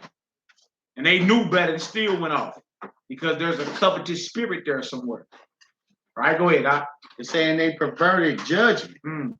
Then all the elders of Israel gathered themselves together and came to Samuel unto Ramah and said unto him, Behold, thou art old, and thy sons walk not in thy ways. Now make us a king to judge us like all the nations. So you old, your sons don't even walk in the ways of the Almighty. And this is when the first king was about to be brought into play, Saul and all that. But the whole point being, the mindset of this so-called capitalistic construct, the mindset of this whole capitalistic construct, you understand, is even back in the scriptures when men become covetous. Coveting is what leads to it. You know what I'm saying? Greed, coveting, you understand? Envy, jealousy, hatred. All these are byproducts of this very mindset and this construct that we have grown to love. Anytime somebody can pay you off to compromise your righteousness, man, you understand? You've been a victim of capitalism, believe it or not. All right, you done with that verse 5? Was you done with it? Yeah, I was at 6 and 7. Hey, I'm done. Yeah, I just want to go to 5. Drop that. Let's do Deuteronomy 16, 18 through 20. I got a few quick ones and we're going to get on about it. Shalom, y'all.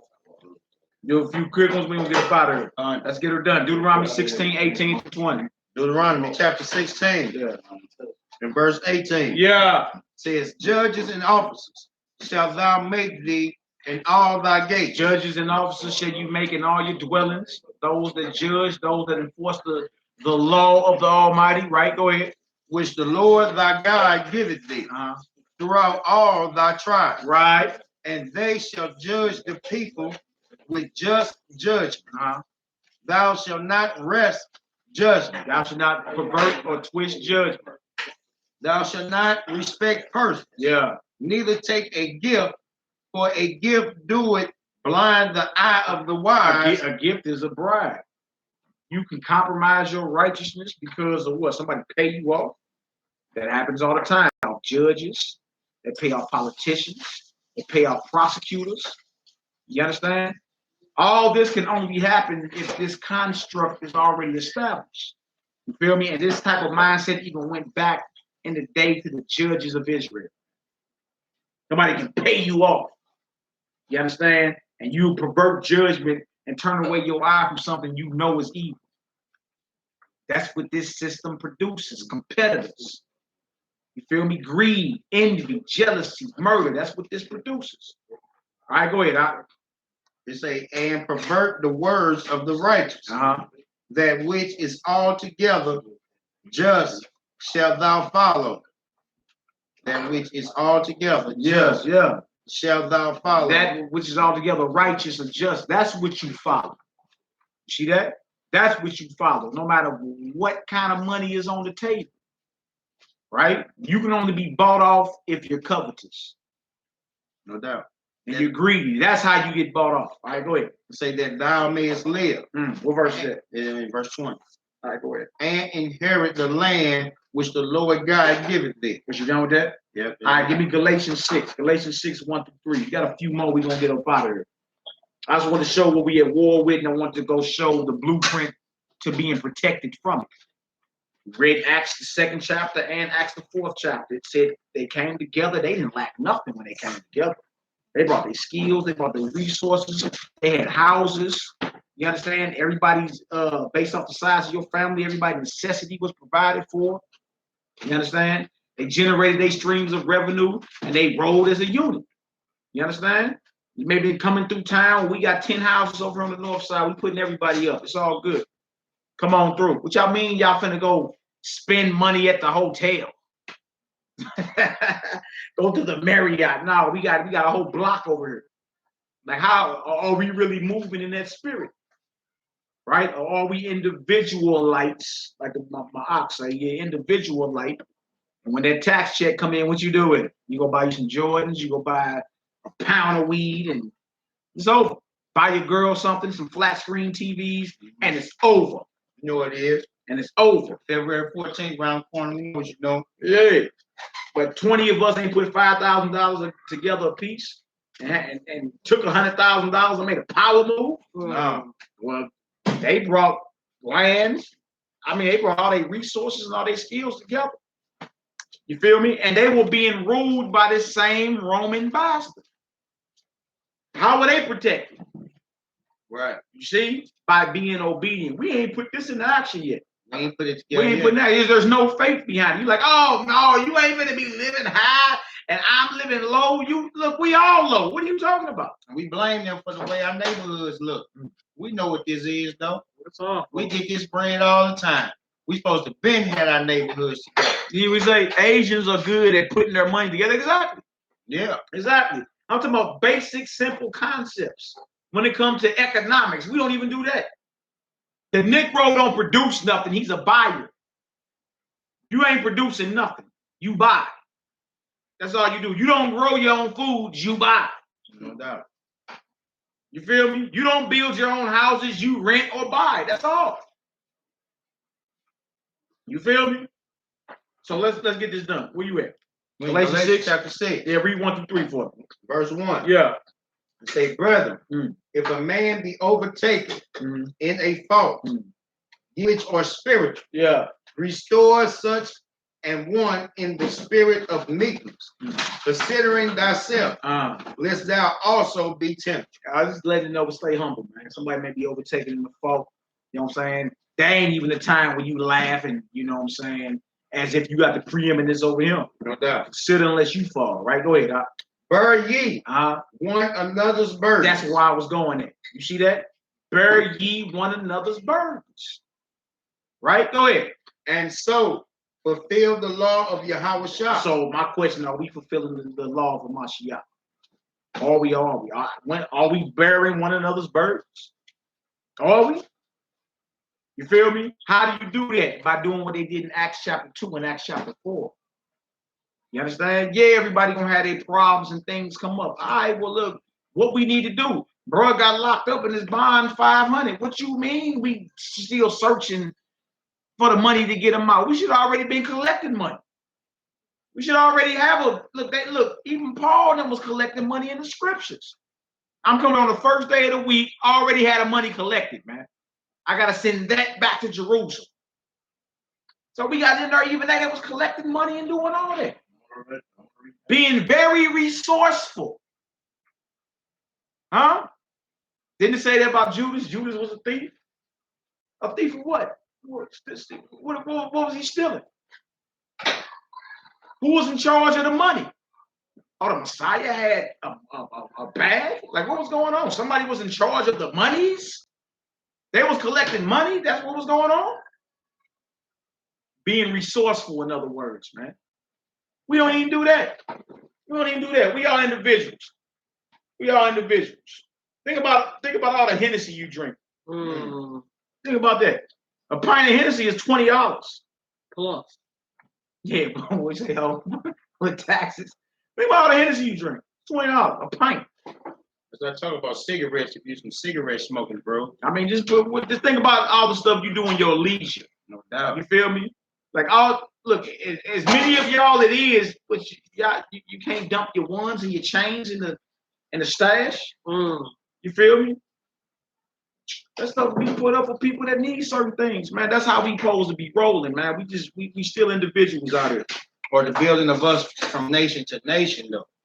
That's the thing we want to do. We want to be able to build because a lot of us stray got talents. You know what I'm saying? And then this is what we would do. We would get out for the heathen and we would take and do our talents for the little price for our hour. Yeah. Right?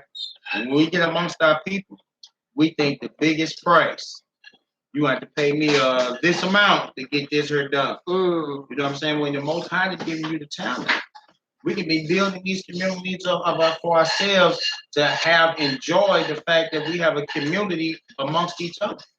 But before we do that, we need to figure out individuality. Well, I need to get paid because I know how to build this crib. No, we don't need to get paid. That's our pay. It's the joy to come outside and see the fact that us in our community, we built this community.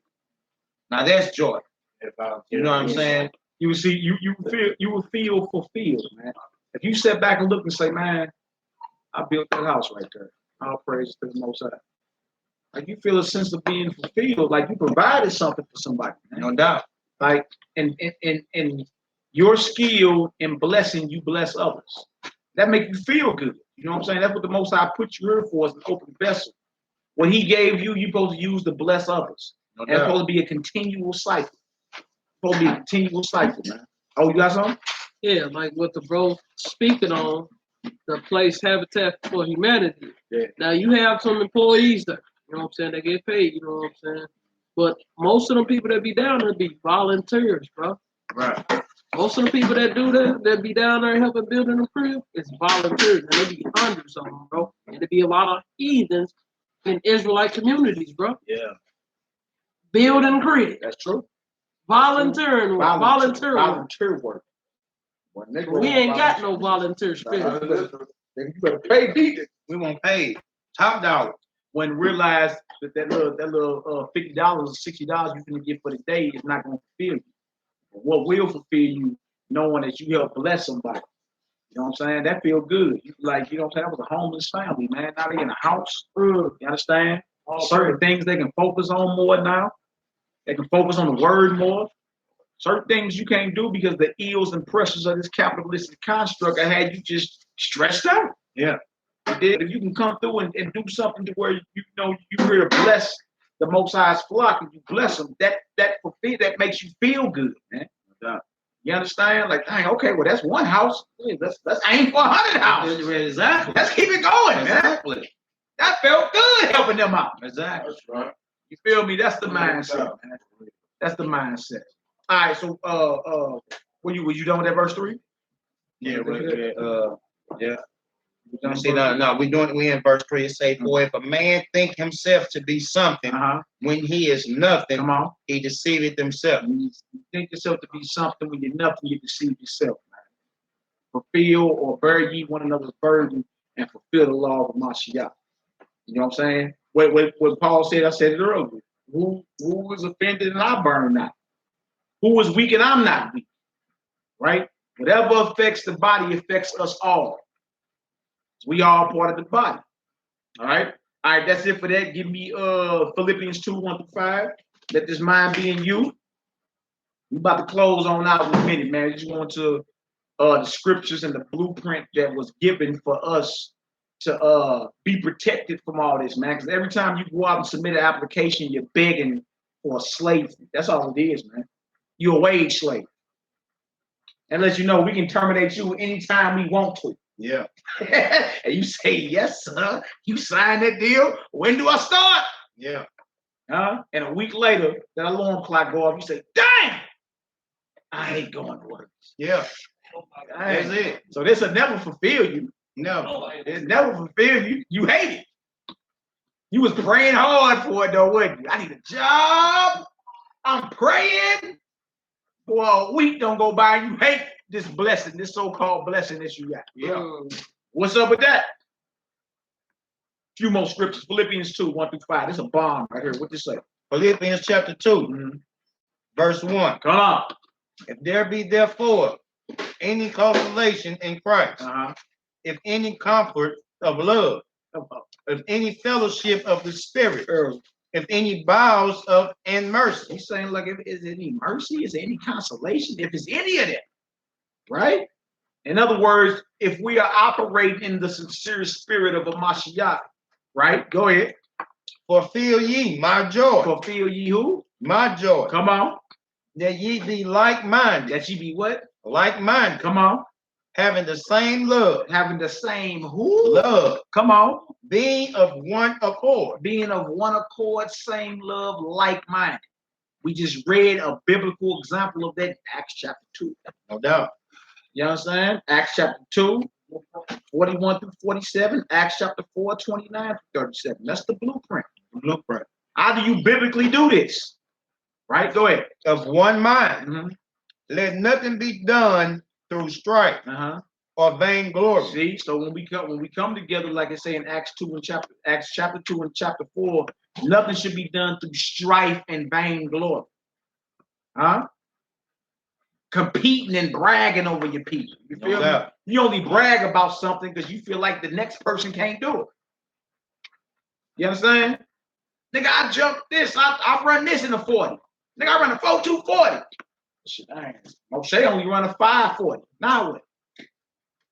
I mean, the brother's not significant. Right. And because you faster than the next brother, you understand? Does that mean that brother's not significant within this body of a Mashiach? Not at all. All right, come on, Hebrew. It says, okay, let nothing, be done in through strife or vainglory. Come on. But in lowliness of mind, being humble, let each esteem another better than themselves. See that? Each esteem another better than themselves. Each. You feel me? All right, come on, Hebrew. Look not every man on his own things, but every man also on the things of others. Don't look on your own thing. Yahushua, Christ the Messiah. You understand? And he had the mind of his father in him, God. That's a godly mindset right there. You understand?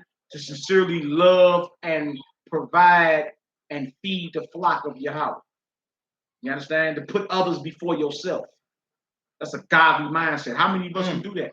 What? How many of us can do that? Today is all about me, me, me. No doubt. That's all it's about. You ain't about you an individual. I thought we was a nation though. All right, was you done with that 5? No, I will check this out though. Check this out. It says, who being in the form of Yahweh, thought it not robbery to be equal with Yahweh. Look up equal. Equal mean one accord. No doubt. He was one accord with his father. No doubt. All right. Declared himself as the son of Yahweh. That's why they was gonna stone him in the book of John. You know, he makes himself equal with God by saying he's the son of God. He's just saying he's on one accord and total agreement with his father. All right, go ahead, Al. Yeah, but as you keep going, you'll see what he say. He say, but made himself of no reputation, and took upon himself the form of a servant, and was made in the likeness of men. That's what it was, because he didn't have this fleshly flesh that we have. You know what I'm saying? So he was angelic, or in the form, the way that him and the Father were in the form. You know what I'm saying? He wasn't in the form of us as men. You know what I'm saying? He didn't think it robbery for him to be in that form and come down and be in the same form as us as men. You know what I'm saying? In the same like manner. Was you done with that? Yeah, I was done with that. I was just showing that, you know, he was at a different estate. You know us at a state, we low or we high with the things that we have, to say like a rich man. You know what I'm saying? When he give away his riches and become as a lower state brother. You know what I'm saying? If you look at the estate level, it's a higher level, and I took from me being at a higher level and brought myself to a lower level. You know what I'm saying? That showed a lot. But yeah, that was it. I'm through with that. I do. You got your apocrypha on you? No, I ain't even have my So Sirach chapter 40. Sirach chapter 40. You need 24 to 30. Let me read that real quick. And then Revelation 18. We're gonna close one out of it. You need Sirach the 40th chapter. Sirach chapter 40. Here you go. Sirach chapter 40. That's 40 right there. Page is falling out. Sirach chapter 40. Give me bing. Well, yeah, 24 to 30. Sirach chapter 40, verse 24. Yeah. It says, brethren and help, or against time of trouble. Do y'all hear that? Brethren and help, or against time of trouble. That lets you know. See, the scriptures is promoting you brothers that's believers to come together.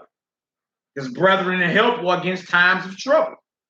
But how you gonna have that if you spend your time hating your people? Spending your time divided. Brethren and help or against times of trouble. All right, come on.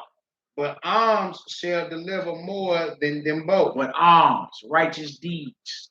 You understand? Helping out the righteous and the men and women of the Most High that's out here doing this, man. All right, come on, Hebrew. Gold and silver make the foot stand short. But counsel is esteemed and above them both. Right.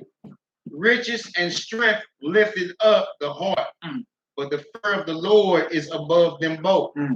There is no want in the fear of the Lord, and it needed not to seek help. The fear of the Lord is a fruitful garden, and covereth him above all glory. My son, lead not the beggars live. My son, lead not a beggar's life. Live not a beggar's life. You see that? It let you know right out the gate about a beggar's life. Now trip off this. What do you think you're doing when you work for Master?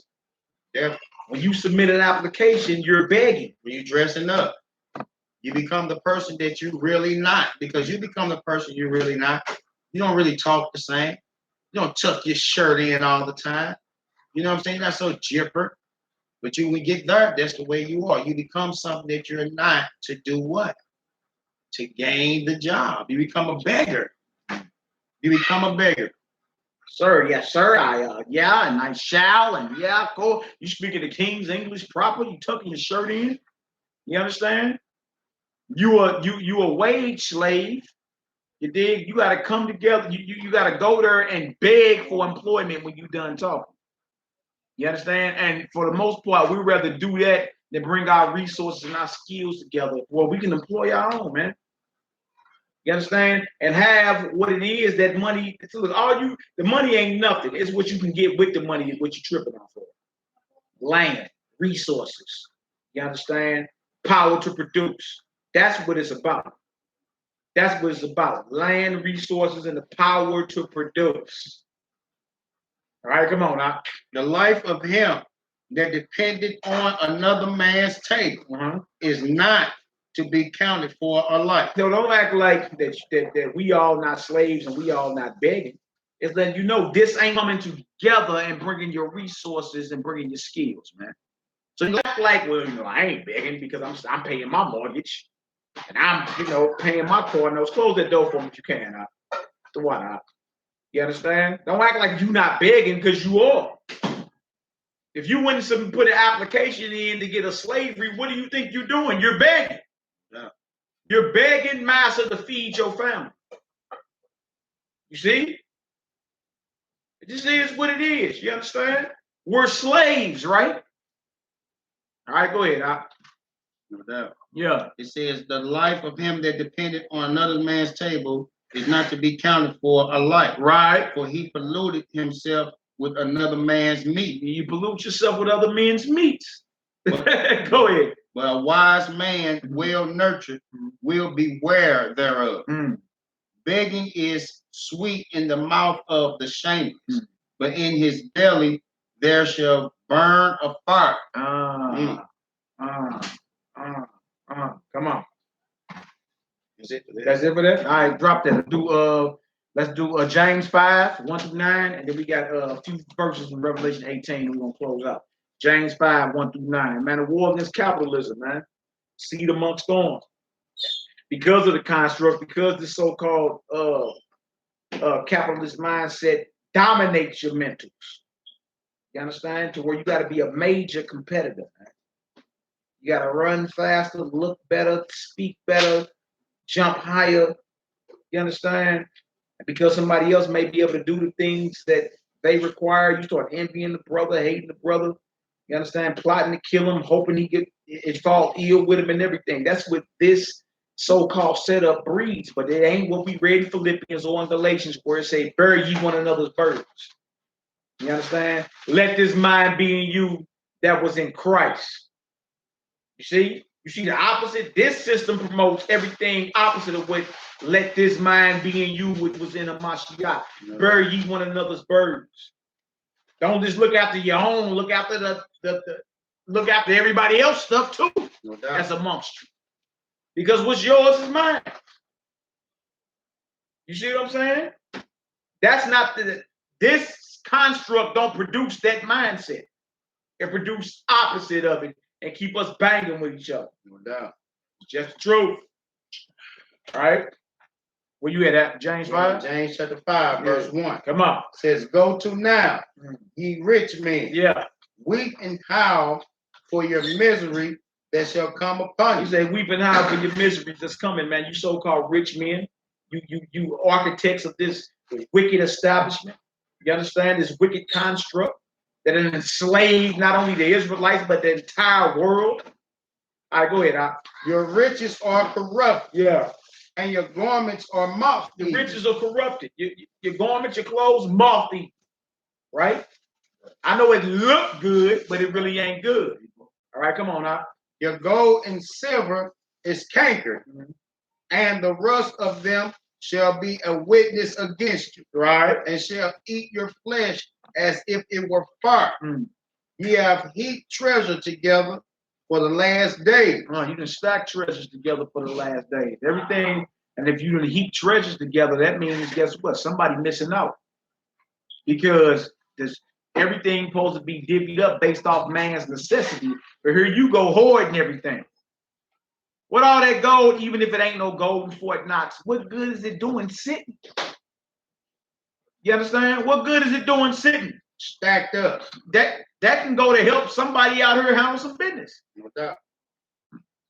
All right, go ahead. Behold, the hire of the laborers who have reaped down your fields, which is of you, kept back by fraud, prior. Yeah. And the prize of them which have reaped are entered into the ears of the Lord. Yeah. Sabaoth. Yeah, entered into the ears of the Lord of Yahweh. You dig? See, Sabaoth mean army, so host. You dig? It's an attribute of the Almighty that goes into battle mode for you. Straight up and down. All right, come on now. Ye have lived in pleasure on the earth, right, and been wanting. Ye have nourished your hearts as in a day of slaughter. Yeah. Ye have condemned and killed the just. Yeah, did what? Condemned and killed the just. And he doeth not resist you. Yeah, I mean, going into the system that we all up under now. They done condemned us. They done killed us. And for the most part, we've been good old slaves. We done fought in your wars, went to your schools, accepted your gods, accepted your clothing. You understand? We done did all that. We've been good old slaves for the most part. Outside a few minor rebellions here and there, for the most part, you've been a good old slave, boy. You see? So what's the problem? All right, go ahead. Be patient, therefore, brethren, until the coming of the Lord. Until the who? Until the coming of the Lord. Come on. Behold, the husbandman waited for the precious fruit of the earth. The husbandman waited for the precious fruit of the earth. I push. Yeah, we're not talking about overthrowing the government. We talking about nothing like that. But the blueprint is for what? The believers to come together to defend us from this capitalist construct that got us divided and hating one another. You understand? To get at the heat. You see what I'm saying? That's what all that's about, man. That's what all that's about. We actually or if you think about it, help out. Like, look, we ain't begging you for nothing no more. We doing it ourselves. You would think they would like that. All right, go. What verse you in? In verse 7. Come on. It says, precious fruit of the earth, and had long patience for it, until he received the early and the latter rain. Be ye also patient, establish your hearts, for the coming of the Lord draweth near. Right. Grudge not one against another. Brother. Y'all hear that, brethren? Scripture say, grudge not. All these holding grudges and fancy internet spats back and man, look. Grudge not, brethren. Unless ye be condemned. Unless ye be what? Condemned. Condemned. Who's trying to be condemned out here? Right. Not me. Go ahead. Behold, the judge standeth before the door. Man, we got a lot of work to do with Israelites, boy. We sure been holding grudges, counting Israelites as our enemies and all type of stuff, man. You see that? He said the judge standeth at the door. If the Messiah was to return right now, we'd be in bad shape. Definitely. Be in bad shape. Definitely. Especially with the last 5 commandments. Loving thy neighbor as thyself, man. We hurt, we hit. We hit because we don't know how to spiritually embrace that. We know what it says. You know what I'm saying? And that's one thing to know what it says, to give a correct answer. But to have this, the scripture said to those that know and to do them. You know, there's more than just knowing it. You know what I'm saying? You have to have this within your spirit to love thy neighbor as thyself. You know what I'm saying? And that comes with the way you treat your brother. Yeah, come on. All praises, glory, and honor. You done with that 9? Verse 9. Yeah, that's where we done with that 9. Let's do Revelation 18. We're gonna do verses 1. Man. Dang, boy. You want to get off of that? Yeah, but we can't do it all. I mean, we just read it. You know what I'm saying? So we got about 13 more minutes before we got to slide anyway. So we can just read through it.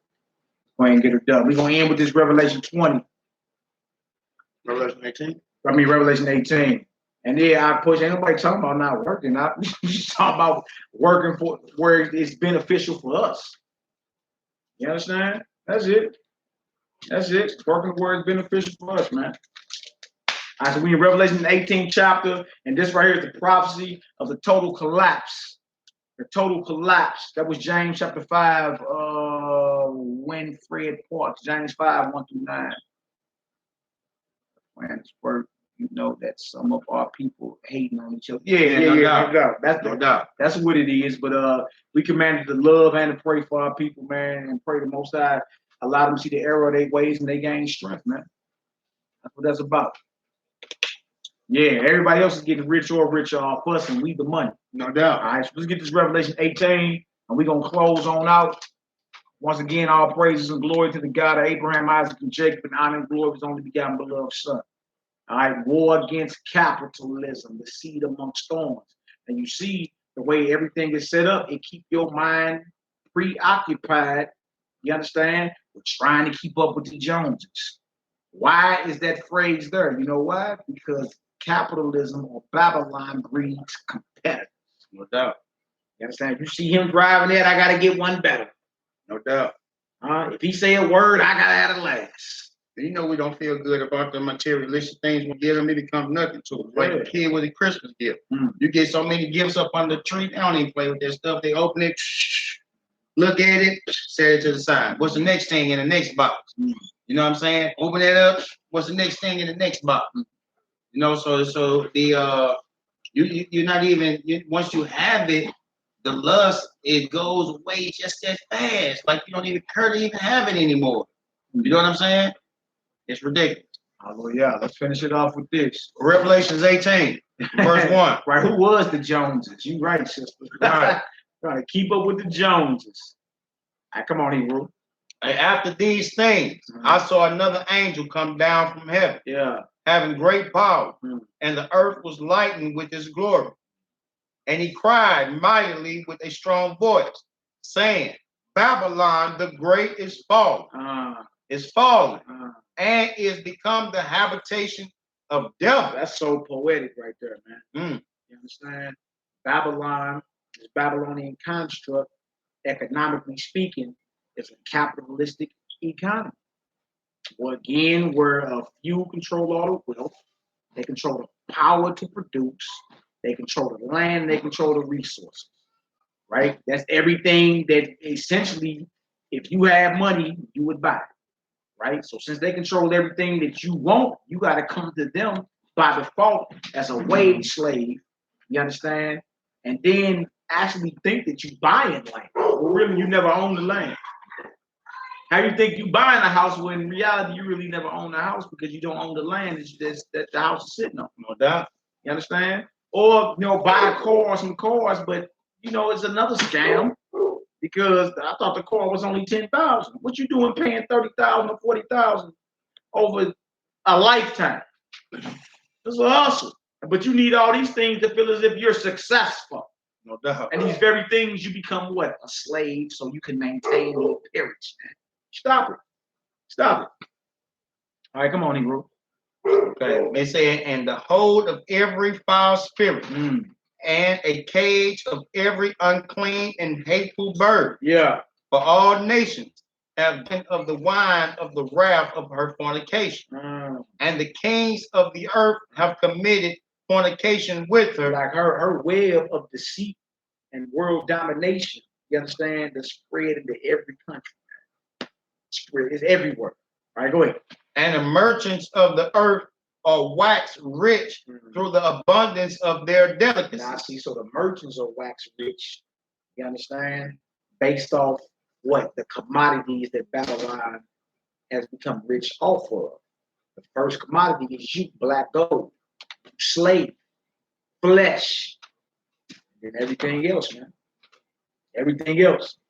The number one commodity, the first commodity on the so-called stock market, here was slaves. Slaves. All right, go ahead. Verse 4. And I heard another voice from heaven saying, come out of her, my people. Yeah. That ye be not partakers of her sin. Spiritually, you got to come up out of Babylon, man. You got to come up out of this construct. Spiritually, you got to. You dig? And that's deeper than just knowing you were Israelite, man. You got to put this Bible into action. When are we gonna do that? When we gonna put the Bible into action? How else are you supposed to come up out of it? You understand? I mean, something as small as we ain't got buildings for these children. Why we ain't teaching our own children? You know what I'm saying? Shout out to the House of Zion Homeschool. The description link is the description box. All praise it. But that's revolutionary too. Pulling your children up out of these so-called schools and teaching them, because you know everything they teaching them eventually is about to be totally against everything that you trained them up. Right. That you trained them up for. He said Floyd Mayweather bought an $18 million watch. Yeah. That's ridiculous. Yeah, he looking like a fool out here, man. You know what we could have did? You know what the nation could have did with $18 million? Man. And you went and got a timepiece? That show you, man, we foolish, man. You get nigga money, you gonna get right back. All right, go ahead. I heard another voice come from the heavens, saying, come out of her, my people, that ye be not partakers of her sin. Beautiful. And that ye receive not of her plagues. For her sins have reached unto heaven. And Yahweh have remembered her iniquity. You will be praying for this right here, what we reading about. Like if you was really about the Most High and his kingdom, you be praying for the utter collapse of this place.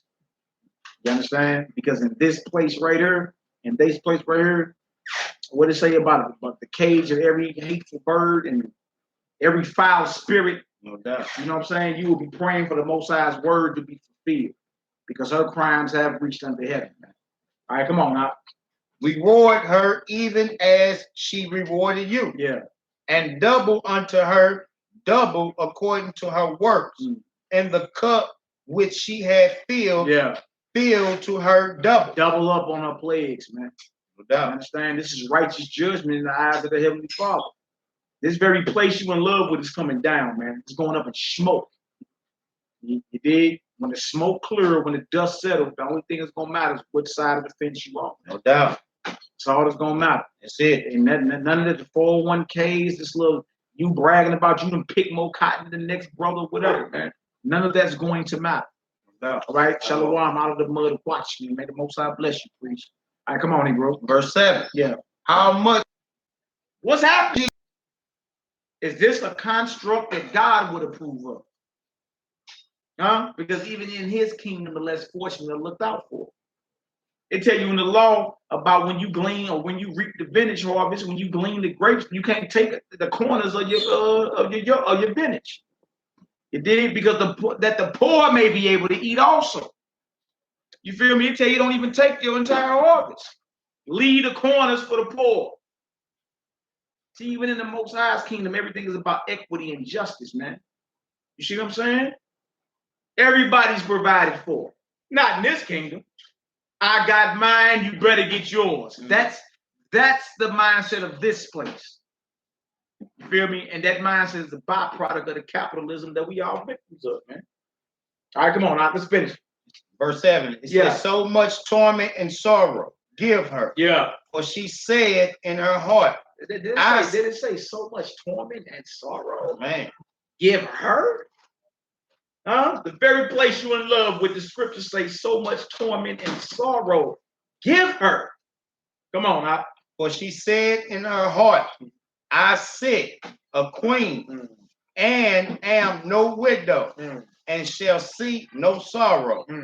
Therefore shall her plagues come in one day, death and mourning and famine, and she shall be utterly burned with fire. For strong is the Lord God who judgeth her. Yeah, I hear that. I hear that this place coming down, man. Feeling the very place. All right, come on, Doc. And the kings of the earth, who have committed fornication, and live deliciously with her, shall bewail her and lament for her when they shall see the smoke of her burning. Now, why are the merchants and the kings, you feel me, lamenting for her? You understand? Because the very place that's burning, going up in smoke, they had interest in her. They were making their money too. You understand? Hand over fist where everybody else was starving. Nigga, Israelites singing the national anthem. Yeah. Feel me? All right, go ahead, Doc. It says, standing afar off for the fear of her torment, saying, alas, alas, the great city Babylon. Come on. That mighty city. For in 1 hour. And what? In 1 hour. Hallelujah. Is thy judgment come. Hallelujah. Hallelujah. In 1 hour has thy judgment come. You feel me? So everything from his politics to his economics, you understand, to his dog whistle politics, everything about this place, man, the Most High has a problem with. And guess what he gonna do? He gonna go ahead and bring it on down. That's why we were commanded to gather together before this day right here. Get yourself together, man. Love your God, love his people. Well, let's finish it with Zephaniah 2:1. That's it for that. Zephaniah 2:1, gather yourselves together. If you ask, well, how do we gather ourselves together? We gave an example in Acts the 2nd chapter and Acts the 4th chapter. How they came together, brought their resources, brought their skills. Nobody lacked. Everybody had a roof over their head. Everybody ate. You understand? And they were witnessing the power of the Almighty. This was the program instilled by the apostles of the Almighty to protect the believers from this Roman capitalism that's still waging war against us, man. And then a lot of Israelites have fallen for in their mindset and talk down on other Israelites just because, you know, you pick more cotton than him. Or you pick cotton faster than him. See what I'm saying? But that ain't bearing one another's burdens, like it said in Galatians. That ain't looking after not only your own stuff, but the things of others. Let this mind be in you, which was also in the Mashiach. You understand? The spirit of the Most High ain't about us competing with our brothers and sisters, man. You understand? So we can brag and joan and diss them and slander them. That ain't what this is about. All right, we're going to finish it with Zephaniah 2, start at verse 1. What does it say? Zephaniah chapter 2 and verse 1. Zephaniah, LaRonda, Blessing James. Zephaniah chapter 2, we're going to start at verse 1. It says, gather yourselves together. Come on. Yeah. Gather together. O nation not desired. See? Now, this ain't a suggestion. This ain't advice. This is a commandment. Gather yourselves together, O nation not desired. We are a nation of people that's not desired. Right? Go ahead. It says, before the decree bring forth, before the day pass, as the shaft, before the first anger of the Lord come upon you. You see that? We're reading in Revelation 18 about the judgment and destruction of Babylon. He commanded us to gather ourselves together before he brings judgment. Before the fall of Babylon, we're supposed to be gathering together, man. And if that means opening up lanes, dialogue, so we can start rapping with our brothers and sisters, that's what needs to happen. No doubt. You understand? You may need that brother or sister one day. You never know. That's a command. All right, go ahead. Before the day of the Lord's anger come upon you, seek the Lord, all ye meek of the earth, which have wrought his judgment. Right. Seek righteousness. Seek meekness. Come on. it may be ye, it may be, ye shall be hid in the day of the Lord's anger. See, it may be, you may be here in the day of Yahweh's anger, man. You feel me? If we come together and we love our brothers and sisters and be meek, man. You understand? Be humble. You may be here in that day. You dig? So with that being said, all praises, glory, and honor to the Most High. Once again, war against capitalism, the seed that fell amongst thorns. I pray you brothers and sisters got some edification and some understanding. And again, love your God and love his people, man. That's the only way. The only way. Get it. Stop hate. I ain't got enough energy to hate my people. You understand? Love your God, love his people. Open up these lanes of dialogue. You understand? Brothers, and within your own little zone, bring your resources and your skills together, man. Because we are going to need, we're going to need each other when you're done talking. Jacob's trouble ain't going to be heard today and gone tomorrow. What are you talking about? And that don't mean when we get together, there ain't going to be no disagreements. It ain't going to be no reproof. It ain't going to be no rebuke. But just because you rebuke somebody don't mean you hate them. That because you rebuke a Negro don't mean he ain't part of your nation. You understand? It was all good, man. So shout out to y'all, man. Once again, love y'all indeed and true. Thank y'all for all the prayers and the support. House of Zion Homeschool is opening up September the 4th. We're making major progress. I want to thank y'all for y'all prayers and y'all support, man.